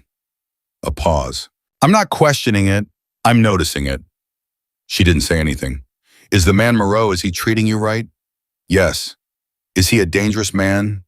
A beat too long. Yes. But you trust him. She thought about the doorway at the restaurant. She thought about the way he'd said, whatever else happens, she is safe, that is not negotiable. She thought about the way he held his daughter and closed his eyes. With the things that matter, she said. Yes. Her father considered this. Okay, he said. Okay, You were always better at reading people than me anyway. He paused. You want me to come to you? I can. No, stay home. I'll have someone I trust check on you tonight. You have people like that now. She almost laughed. Almost. I'm working on it. She straightened up. Lock your door and don't open it for anyone until I call you. Okay? Okay, he said. Then, that little girl. She's lucky she found you. I think I found her, Emily said. She hung up and went straight to find Russo. Russo, to his credit, did not argue. He made 2 calls and told her someone would be on her father's building within the hour. He had the look of a man who had made an internal reclassification and was acting accordingly. She was no longer civilian staff requiring polite professional distance. She was something more load-bearing than that, and he was adjusting. She found Vincent in the study. He was on the phone, and from the way he was standing, wait-forward voice at a specific quiet frequency that she was beginning to recognize as dangerous calibration, she could tell it was not a casual call. She sat in the chair and waited. He ended it, turned, looked at her. They went to my father's apartment, she said. The temperature changed again, fast. She was getting better at reading the temperature changes, the near imperceptible shifts that preceded something. When this morning they used your name. She met his eyes. My father's fine. He handled it. But they know about me, and they know who I am to you. He turned away, put both hands flat on the desk. She could see from behind the control being exerted the deliberate muscular process of keeping his response inside manageable borders. Your father has protection as of tonight, he said. It wasn't a question. Russo's handling it. He turned back, looked at her differently. You already talked to Russo. You were on the phone. A pause. You handled it, I said. Someone had to. He looked at her for a long moment. I need to move on this, now, tonight. He straightened. I need to take care of the Castellano situation before it takes care of us, which means I need to leave the estate for several hours and I need to know. He stopped. Lily's safe with me, Emily said. I know she's safe with you. He said it without hesitation, which meant more than a full sentence would have. I need to know that you're okay with being here without me, because what I'm going to do tonight is not something I can walk you through. Emily looked at him steadily. Do what you need to do, she said. Come back. Something in the way she said the last 2 words, not a request, not a command, but a specific expectation, the kind that means I will be here and you will return to it, landed on him visibly. Yes, he said, simply, like a promise. He left at 8. Emily settled in with Lily. Mrs. Huang made dinner. Russo was at the bottom of the stairs. 3 more men Emily didn't know were stationed around the exterior. She knew all of this without needing to be told the way she now read the structure of this world around her, its patterns, its protocols, the language of safety that it had evolved. Lily ate dinner, all of it, including the carrots unprompted, which made Mrs. Huang set down her wooden spoon and take a breath that involved the ceiling. After dinner, they sat together in the upstairs sitting room. Lily had brought the wrapped plate with her. She set it on the table between them. She looked at it for a moment, then at Emily, then she unwrapped it very carefully and set the plate. The original plate, the gold-rimmed plate from Ristorante Leonardi, with the dried chocolate heart between them on the table. They both looked at it. We've come a long way from that night, Emily said softly. Lily looked at the heart. Then she reached into the pocket of her cardigan. She had pockets in that cardigan, and she had something in them.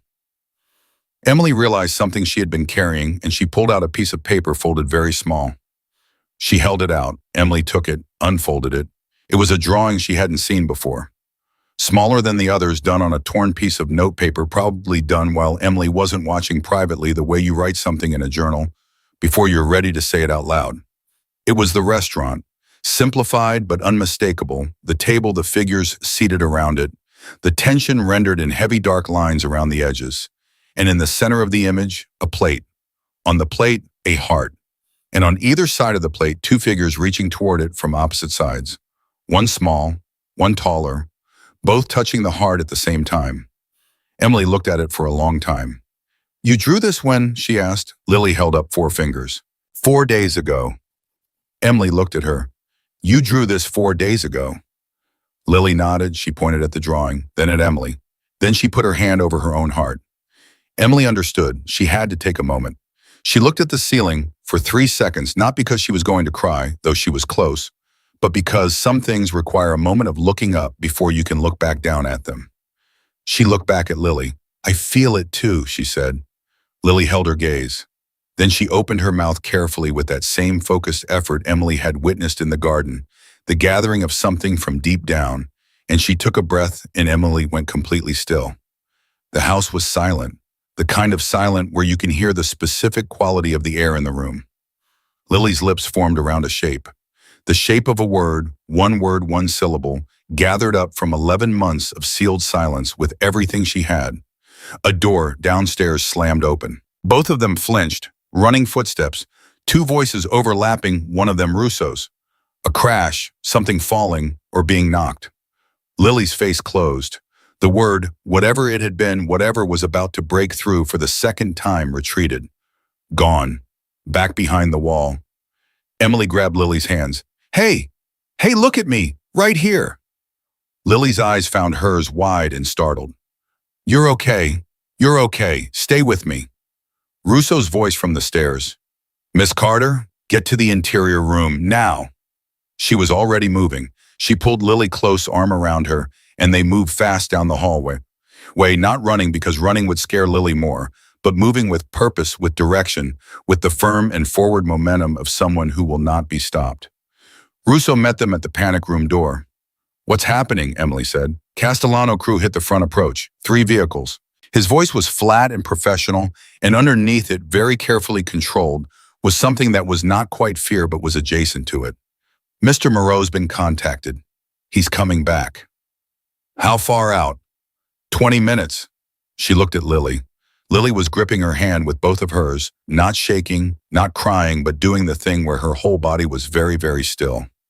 "We're going inside," Emily said to her, steady and direct. "It's a strong room. Nothing gets through it.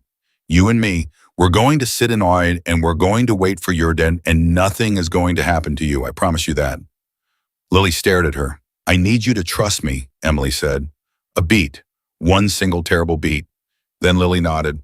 Clear. Absolute. They went inside. The panic room was small and sealed and very quiet in the way that only soundproofed spaces are quiet. A total padded silence that felt like being held underwater. A single light, 2 chairs, a monitor showing exterior camera feeds. Emily and Lily sat on the floor instead of the chairs. Emily's back against the wall. Lily tucked tight against her side, both of them watching the monitor. On the screen, dark shapes moving. Lights, men. The controlled chaos of people doing difficult things with professional efficiency on Vincent Moreau's behalf. Lily watched the screen with her silver gray eyes. She was not blank. She was not absent. She was completely, absolutely present, taking it in, processing it, sitting inside the reality of her life, with a courage that Emily found almost unbearable to witness in a 6-year-old. Emily put her arm around her and pulled her closer. Lily turned her face into Emily's shoulder. They sat in the sealed quiet, and Emily talked low, steady, a running quiet river of words, because silence in this room would have been too much of a particular kind of silence. She talked about her father. About a night when she was 8 and there had been a bad storm and the power went out and her father had sat on the kitchen floor with a flashlight and told her every story he knew one after another until the lights came back on. He ran out of real stories about halfway through, Emily said. So he started making them up. Terrible ones. The logic made no sense at all. There was a dragon who was afraid of butterflies and a princess who collected broken umbrellas. She paused. I laughed so hard I forgot about the storm. Lily was very still against her shoulder. Then her body did something. A small movement, not quite a laugh, too quiet and too deep for a laugh, but something in that direction. A shiver of something light breaking through something heavy. Emily felt it and held on and kept talking. 12 minutes passed. 14. Then the door release sound, the specific mechanical sound of the locks disengaging from the outside, and the door opened and Vincent was there. He was not unscathed. His jacket was gone. There was blood on his shirt, not his or so his manner suggested, and he was breathing harder than usual, the carefully maintained composure fractionally undone at its seams. But he was there, standing whole. He looked at Lily. Lily looked at him. She separated from Emily, not suddenly, not completely, but enough, and she looked at her father with the eyes of someone checking for damage, the specific, vigilant checking of a child who has already lost one parent and scrutinizes the other for signs of loss, constantly, automatically, without being able to stop. He crouched down to her level. "I'm here," he said. "I told you I'd come back." Lily's checking eyes moved over his face, his hands, his posture. She found whatever she was looking for, and then she did something that unmade the room. She reached up and put her hand against his cheek, the same gesture she had used with Emily earlier. Both palms now. One against her father's face, one turned behind her to find Emily's hand, connecting them, holding both. Vincent's face went through something rapid and tectonic and arrived at a place that was entirely unguarded. "Lily," he said. His voice was almost nothing. She looked at him, eyes wide, serious, gathering. And this time nothing slammed, nothing ran, nothing interrupted. The quiet in the room held. Lily took a breath, and she spoke. One word, barely a whisper, barely enough air behind it to be called sound at all. But it was real. It was a real word shaped by a real mouth, pushed out by a real voice that had been silent for 376 days. She said, "Mama." She was looking at Emily when she said it. The word landed in the room like a stone dropped from a great height. Vincent froze. Emily froze. Lily looked at them both from one face to the other, and her expression was not confused, not uncertain. It was the expression of someone who has said exactly what they meant to say and is waiting for the people around them to catch up. She said it again, softer, a revision, a clarification. Looking at Emily directly this time, her small hands still holding them both. "Mama." Vincent made a sound. He tried to stop it and he couldn't, which was, Emily would think later, probably the most important thing that happened in that room that night. Because Vincent Moreau, who had not cried at his wife's funeral, who had held his organization together through 14 months of grief, with the structural integrity of a load-bearing wall, broke. Quietly, without drama. Just the sound of a man whose last defense failed him and the absolute human thing that came through the crack. Emily could not speak. She looked at Lily, at this small, impossible, brave child who had fought her way back through a year of silence with nothing but a chocolate heart and the patience of someone sitting still enough to receive her, and she thought she understood now what Lily had meant. Not confusion, not delusion, not mistaking one woman for another. Something more precise than that. Lily had two words for what she felt. She had been building toward them in drawings and gestures and hands pressed over heartbeats for 9 days. And the word she had chosen, the word she had finally found enough voice for, was not a mistake. It was a definition. It was a 6-year-old girl who understood loss better than most adults ever would, deciding on her own terms what something meant, who something was to her. What word fit the shape of what had grown between them in 9 days of sitting still and being present? Lily looked at Emily and held her eyes and did not look away. And Emily, who had never been anyone's mother, who was 24 years old and had come to a restaurant on a Thursday night because the rent was late, looked back at this child who had drawn her into the house one step at a time and felt something settle in her chest that had no name she had ever needed before. She reached out and cupped Lily's face in her hands, carefully, the way you hold something that is both fragile and extraordinary. "Hi," she said, because she couldn't say anything else, because sometimes the simplest word is the only one that fits. Lily's face finally actually fully broke into a smile. The first one, the real one. And Vincent crouched on the floor of a panic room with blood on his shirt and everything he'd built bent around the single fact of his daughter's survival. Watched the smile happen and pressed his hand over his eyes and didn't try to stop anything.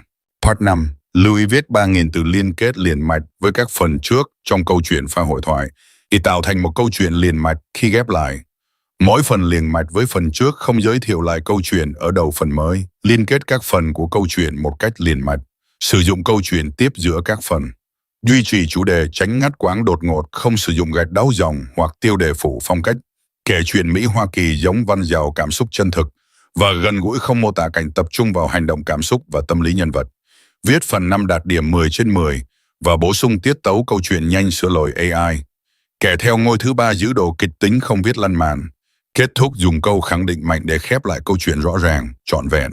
Lưu ý trả lời trong mục tin nhắn không nhảy sang mức document mời 2 đến 3 phút cần có mini climax và đạt 10 đến 15 mini climax mỗi phần cứ 10 đến 12 phút. Có một twist lớn sâu sắc đan xen mini cliffhanger mạnh hơn, tăng tính tự nhiên cho phản ứng của các nhân vật, thêm nhịp điệu, kịch tính thực tế và gần gũi. Mỗi 8 đến 10 phút cần có móc giữ chân khán giả. Lưu ý không mô tả cảnh và chỉ cần viết nội dung và viết đúng lệnh nhé. Showmore 0937 orchestrated 3,000-word narrative continuation with emotional depth, pacing, and twists.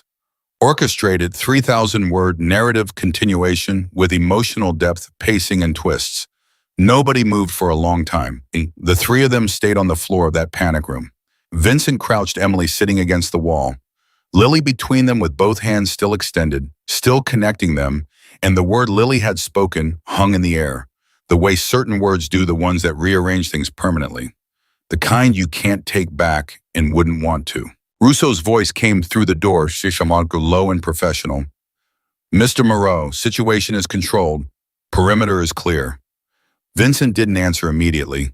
He was looking at his daughter, at Emily, at the space between them that had in the last 60 seconds become something he didn't have a word for but recognized at a level beneath language. Mr. Moreau. Russo again? Careful. Give me a minute, Vincent said. His voice was steady, almost completely steady. Only Emily, who had spent 9 days learning the architecture of his composure, heard what was underneath it, the fine structural tremor of a man reassembling himself from the inside. Russo went quiet. Vincent looked at Lily. You said something, he said. Not an accusation, a confirmation. The way you say something out loud to verify that a thing actually happened and you didn't construct it from wanting. Lily looked at him. Her eyes were clear and direct, and this was the thing that would stay with Emily for the rest of her life, entirely certain. Lily was not confused about what she had said or who she had said it to. She had not made a mistake. She had made a decision with the full and serious deliberation of a child who has thought about something for a long time and is now saying it. She pointed at Emily, then she said it a third time. Mama. Vincent closed his eyes. Emily pressed her hand over her mouth for exactly 2 seconds, her limit, the maximum she would allow herself, and then she lowered it and said very gently to Lily, I hear you, sweetheart. Lily's face did the smile again, smaller this time, private, the smile of someone who has been understood. Vincent opened his eyes and looked at Emily over Lily's head. She looked back. Neither of them spoke. But something was agreed upon in that silence, something practical and enormous simultaneously, the kind of agreement that doesn't require words because the words would only diminish it. He nodded once. She nodded once. Lily looked between them and apparently found whatever she needed in the exchange because she settled back against Emily's side and let out a breath that seemed to come from a place she'd been holding for 376 days. The door opened. Russo stood aside. The world, complicated, dangerous, unresolved, waited outside. They stood up and walked back into it. The next 48 hours moved fast. Vincent's people dismantled the Castellano operations reach into his organization with a thoroughness that Emily didn't witness directly, but felt in the changed quality of the air around the house, a loosening, a return of something like normal pressure. Caruso stopped moving through hallways at double speed. Russo started making eye contact again. The men at the perimeter reduced from 6 to 3, and then to 2, and then to the usual 1 by the second morning. The threat wasn't gone. It was managed. There was a difference, and everyone in the house understood it, and everyone moved accordingly. But inside the house, something else was moving too. Lily was talking, not fluently, not in long sentences, not the way she had talked before Emily didn't know what that had been like. But she had gathered from small things that Lily had been a verbal child, once chatty and opinionated in the way of small children who have been loved and encouraged and feel safe in the world. That version of Lily was not back yet. Maybe it would come back. Maybe it would come back as something slightly different, slightly older, carrying the marks of what had happened, the way all people carry the marks of what has happened to them. But she was talking, single words at first, extending to short phrases by the second day. More, not that. Where is, and then a finger pointing, I want, and then a look that said, the rest. She spoke quietly, always quietly, like someone who has been silent so long that volume feels extravagant. But the words came, 1 at a time and then 2 at a time, And then on the second morning, a full sentence. Emily was in the kitchen. Lily came in, looked at the counter and said, "Can I have the blue cup?" Emily turned around. Mrs. Huang across the kitchen put both hands flat on the counter and looked at the ceiling and said something very quiet in Mandarin that Emily suspected was either a prayer or a profanity, and possibly both. Emily got the blue cup. She filled it with milk. She set it on the table in front of Lily's chair. "There you go," she said, like it was nothing, like it was the most ordinary exchange in the world. Because that was what Lily needed, not celebration, not the performance of amazement that would make her self-conscious and frightened of her own voice, just a simple normalizing response of someone treating her words as the ordinary functional things that words are supposed to be. Lily sat down, picked up the cup, drank. Mrs. Huang turned to the sink and ran the water and said nothing. Her shoulders were shaking slightly. She was a very contained woman, and she would have been mortified to be seen. So Emily looked away and let her have it in private. Vincent heard about the blue cup from Mrs. Huang and came to find Emily. She was in the upstairs sitting room. Lily was napping, actually sleeping the deep, natural, uncomplicated sleep of a child who has put something down and can rest now, and Emily was sitting with her own untouched coffee and her thoughts. He sat in the chair across from her. He looked at her for a moment. "She asked for the blue cup," he said. "She did." "A full sentence, subject, verb, object," Emily confirmed. "Textbook." He almost smiled. The corner again, getting closer each time. "Mrs. Huang cried." "Mrs. Huang did not cry," Emily said. "She had water near her face, completely different." This time he did smile. Brief, real, and it changed his face in curly, took 10 years off. It removed the professional gravity, showed her the person who lived underneath the apparatus. She had seen glimpses before. This was longer than a glimpse. Then it faded and he leaned forward, elbows on his knees, and he looked at her with the calculating look. But the calibration had changed. It was not the assessment of a stranger or a potential asset. It was the look of someone working out how to say something that matters. "I need to talk to you about what happens next," he said. Emily waited. The immediate threat is handled. Castellano has pulled back. They know what happened to the people they sent, and they know what it means that I let them find out personally. He paused. "This house is safe. The city house is safe. Your father is safe." "I know," she said. "I talked to him this morning." "How is he?" The question surprised her, not the asking of it. She had learned that Vincent was more attentive than his presentation suggested, but the genuine quality of the interest in it. "He wants to meet you," she said. Vincent absorbed this. "Does he?" He said, and I'm quoting directly, that any man whose kid eats carrots because of his daughter deserves a handshake. She paused. "My father considers the voluntary consumption of vegetables a significant character indicator." Vincent looked at her. "I'll meet your father," he said, simply, like it was already true. Emily looked at him. "Before that happens, tell me what you wanted to say about what comes next." He straightened, looked at his hands for a moment. "I want to offer you something, and I want to be clear that it is an offer, not an expectation, not a pressure, not a situation you're already in that I'm just formalizing." He looked up.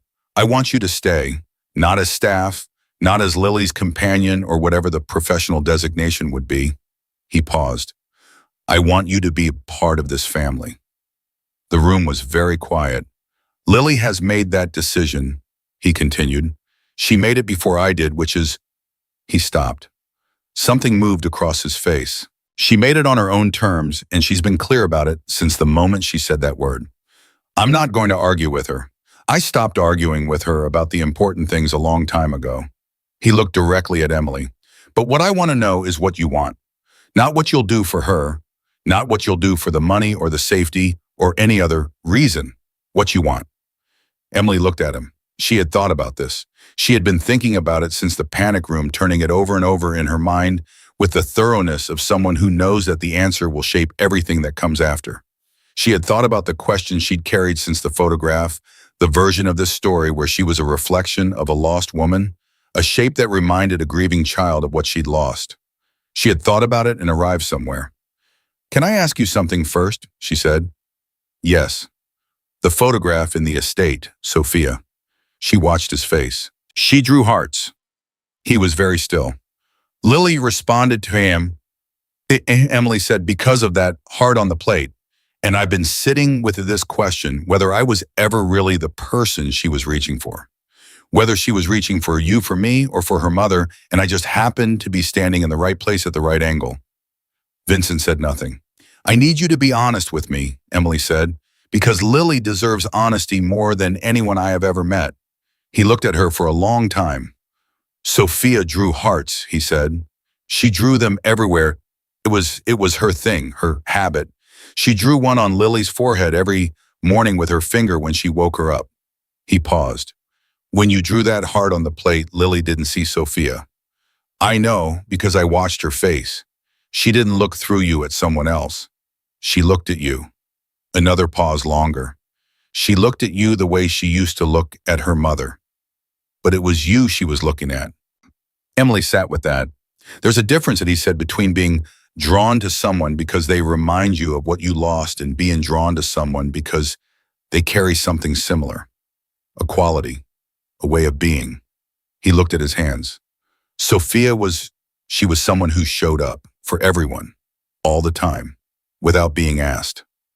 He looked at Emily. She would have drawn that heart, in that restaurant, without knowing who I was or what it would cost her. She would have done exactly what you did. Emily felt the weight of this, the specific, complicated weight of being told you share something essential with a woman who is gone by the man who loved her. It should have felt uncomfortable. Instead, it felt like something being handed to her, something important. I'm not her, Emily said. No, he said. You're not. And Lily knows that. She's 6 years old, but she has lived through something that makes you clear-eyed in a way most people never become. He held her gaze. She didn't call you that word because you're a substitute. She called you that word because she decided you earned it. On your own terms. Emily looked at the door behind which Lily was sleeping. She thought about the drawing, the figure being led in one step at a time. The figure now fully inside the house. I want to stay, she said. Not because of what this house has to offer me. Not because of what happened in that panic room, or what Lily said, or any of the dramatic things that have happened in the last 10 days. She looked at him directly. I want to stay because of the blue cup this morning. Because she asked for something in a full sentence, and I got it for her like it was us nothing, because to her it should be nothing. It should be the most ordinary thing, and for 3 seconds in that kitchen I felt more purposeful than I've felt in my entire life. She paused. That's why. That's the whole reason. The room was quiet. Okay, Vincent said. Just that. Just okay. But the way he said it held everything. The twist came 3 hours later, and it came from the direction of Caruso, who appeared at the study door with a face Emily had not seen on him before. Not the professional flatness, not the operational focus. Something older. Something that had the quality of a man who has found something he did not want to find. Vincent, he said, you need to see this. She wasn't in the room. She heard it through the half-open door of the hallway where she was returning from the kitchen with tea, heard the shift in Caruso's voice and stopped. What is it? Vincent said. The Thierry investigation. We pulled his full communication log. A pause. Vincent, he wasn't working for Castellano. A silence. He was a plant, Caruso said, and long-term. He was placed with us 3 years ago by someone who knew we'd eventually have something worth monitoring. Another pause. Longer. We traced the original contact, the person who recruited Thierry and placed him here. Who? Vincent said. Flat and cold. Dante Moreau, Caruso said. The silence that followed was the longest Emily had heard in this house. Dante Moreau. She didn't know the name, but she knew from the quality of the silence, the specific structural silence of something load-bearing, giving way, that she was hearing the name of someone who should have been inside the circle of trust. Someone for whom this betrayal was a different category entirely. His own brother, Caruso said, confirming what the silence had already told her. She pressed herself flat against the hallway wall, not breathing. Vincent said nothing for a very long time. Where is he? He said finally. We don't know yet. He went dark 6 days ago, right around when the first scout appeared. Another silence. Find him. Vincent? Find him, Caruso. The voice was different from anything she had heard from him before. Stripped down, no management in it, just the raw thing underneath. He was in this house. He sat at Lily's table. He came to Sophia's funeral and stood at the grave. A pause. Find him. Caruso's footsteps retreated. Emily stayed in the hallway. She didn't move. She didn't announce herself. She stood very still and she thought about what she had just learned, not the danger, not the operational implications, but the human thing at the center of it. A man who had built everything he had in service of a family, a biological family, an organizational family, and the small broken family that remained after Sophia, and who was now discovering that the person who had been working against him longest was one of the people he'd trusted most completely. She thought about how that felt. She didn't know, she couldn't fully know, but she understood the shape of it. She walked to the study door and knocked once. "Come in," he said. She came in. He was standing at the window. She could see enough of his profile to know that the careful composure was there, but thin. The way ice is thin at the end of winter, still solid, but with the pressure of what's underneath it visible in the surface. "I heard," she said. He didn't turn around. "I know." "I'm sorry," she said, not because it changed anything, because some things deserve to be witnessed and named. He was quiet for a moment. "Sophia knew something was wrong with Dante. She told me 2 months before she died. She said she didn't trust him." He paused. "I told her she was imagining things. That family doesn't work that way." Another pause. She was right. She was always right. Emily stayed where she was. Let him say it. "He knew our schedules," Vincent said. "He knew the properties. He knew how our security was arranged and where the gaps were." He turned from the window. His face was controlled and ruined simultaneously, both things at once, the mask and the damage behind it visible through the same expression. "What happened to Sophia, the people who were sent to our house that night, they knew exactly when she would be alone. They knew the window." The floor shifted under Emily. "You think Dante—" She stopped. "I think I've been wrong about the source of my wife's death for 14 months, he said. "And I think my daughter was in that house. And I think the silence she's been living in for a year is built on top of something my brother built." Emily looked at him. She wanted to say something adequate. She didn't have it. There was nothing adequate. So she did what she had learned to do, the things she had learned with her father, with Lily, with every hard thing she had sat next to without flinching. She just stayed in the room with it, present, not fleeing the weight. After a long moment, Vincent said, "I'm not going to let this reach her." "I know," Emily said. "She doesn't need to know this. Not now, not for a long time." "I know," Emily said again. He looked at her. "How do I—" He stopped. The question didn't finish itself, but she knew what it was. How do I be her father through this? How do I carry this and still be the person she needs me to be? "The same way you've been doing it for 14 months, Emily said. "You put her first, every day, no matter what's happening on the other side of the door." She paused. "You're good at that, Vincent. You're better at it than you know." He held her gaze. "I need to end this," he said. "Dante, I need to find him and I need to end this. And then—" He stopped. "And then you come home," Emily said. The word home landed in the room between them. She had used it deliberately. She watched him hear it. "And then I come home," he said. Otana. He found Dante Moreau 4 days later. Emily did not ask for details. She exercised her father's discipline. Left that door closed, let Vincent carry what needed to be carried in the room she didn't enter. She knew it was done when Caruso came to tell her on a cold Tuesday morning that the security rotation was being reduced to standard levels.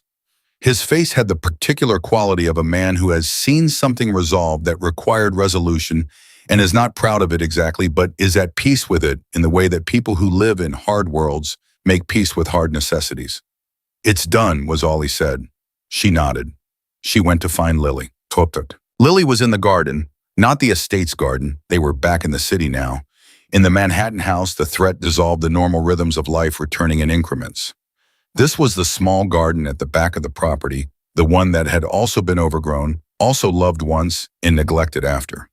But 3 days ago, Lily had stood at the back window and looked at it for a long time, and then she had turned to Emily and said 4 words, "Can we fix it?"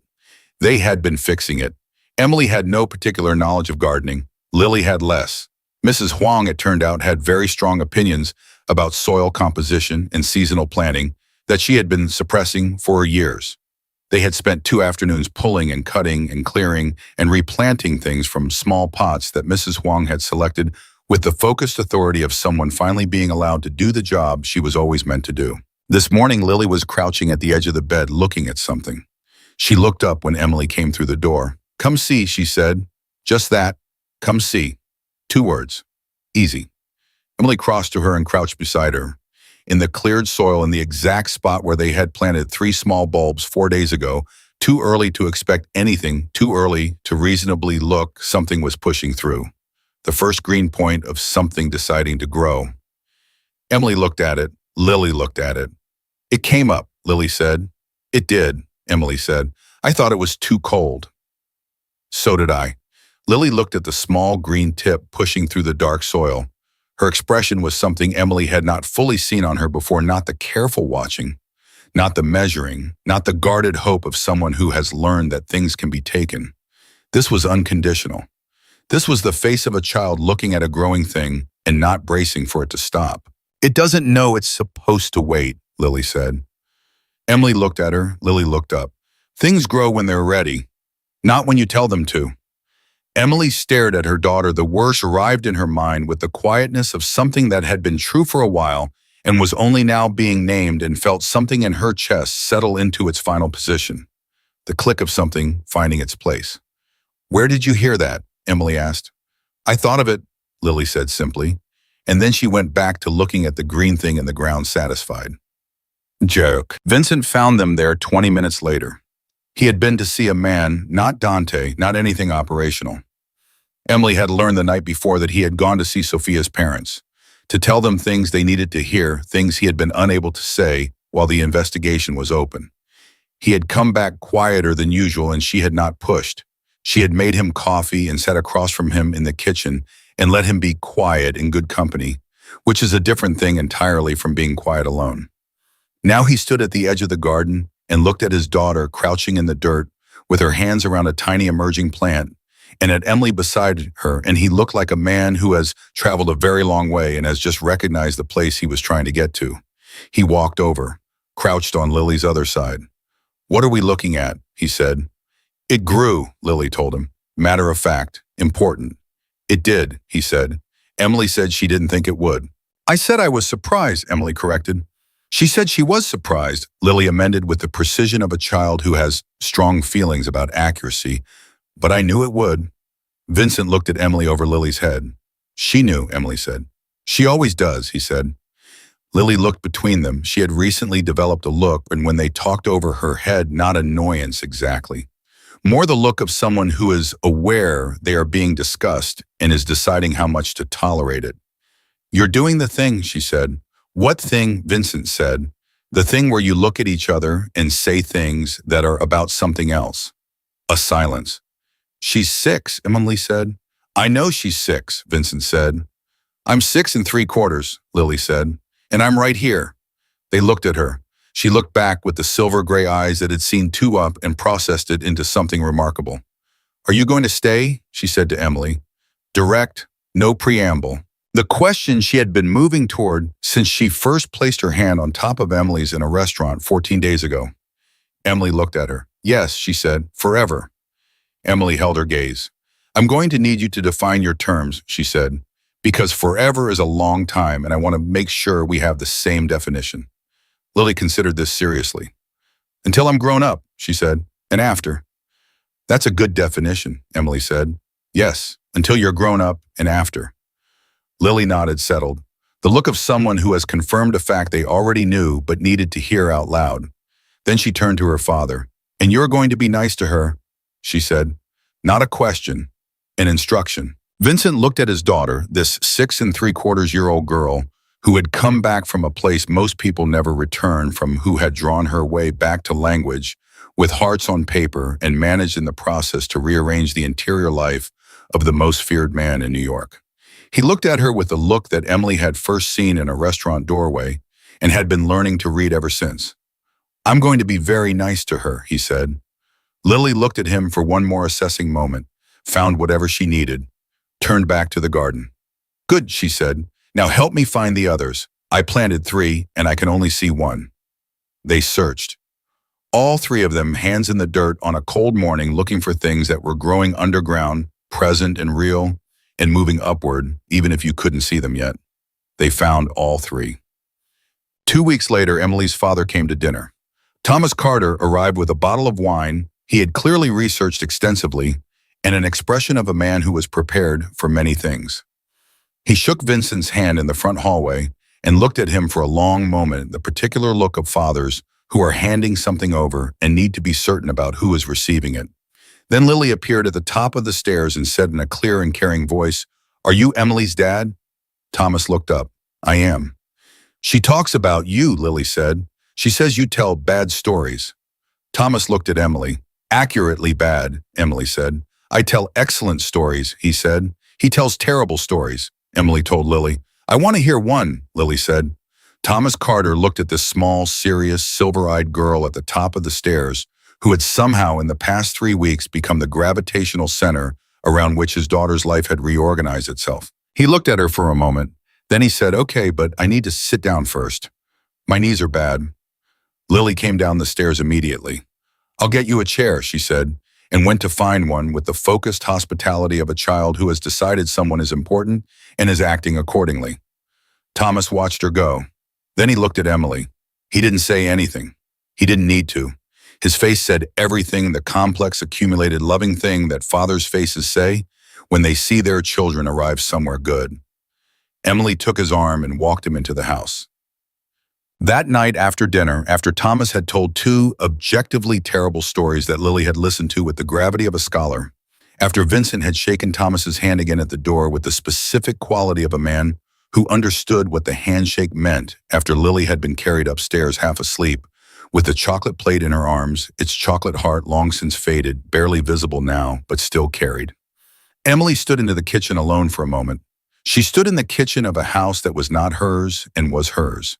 In the life she had arrived at through a rainstorm and a squeezed bottle of chocolate and the instinct to push a plate across a table to a child who looked like she needed to be seen. She thought about what Lily had said in the garden.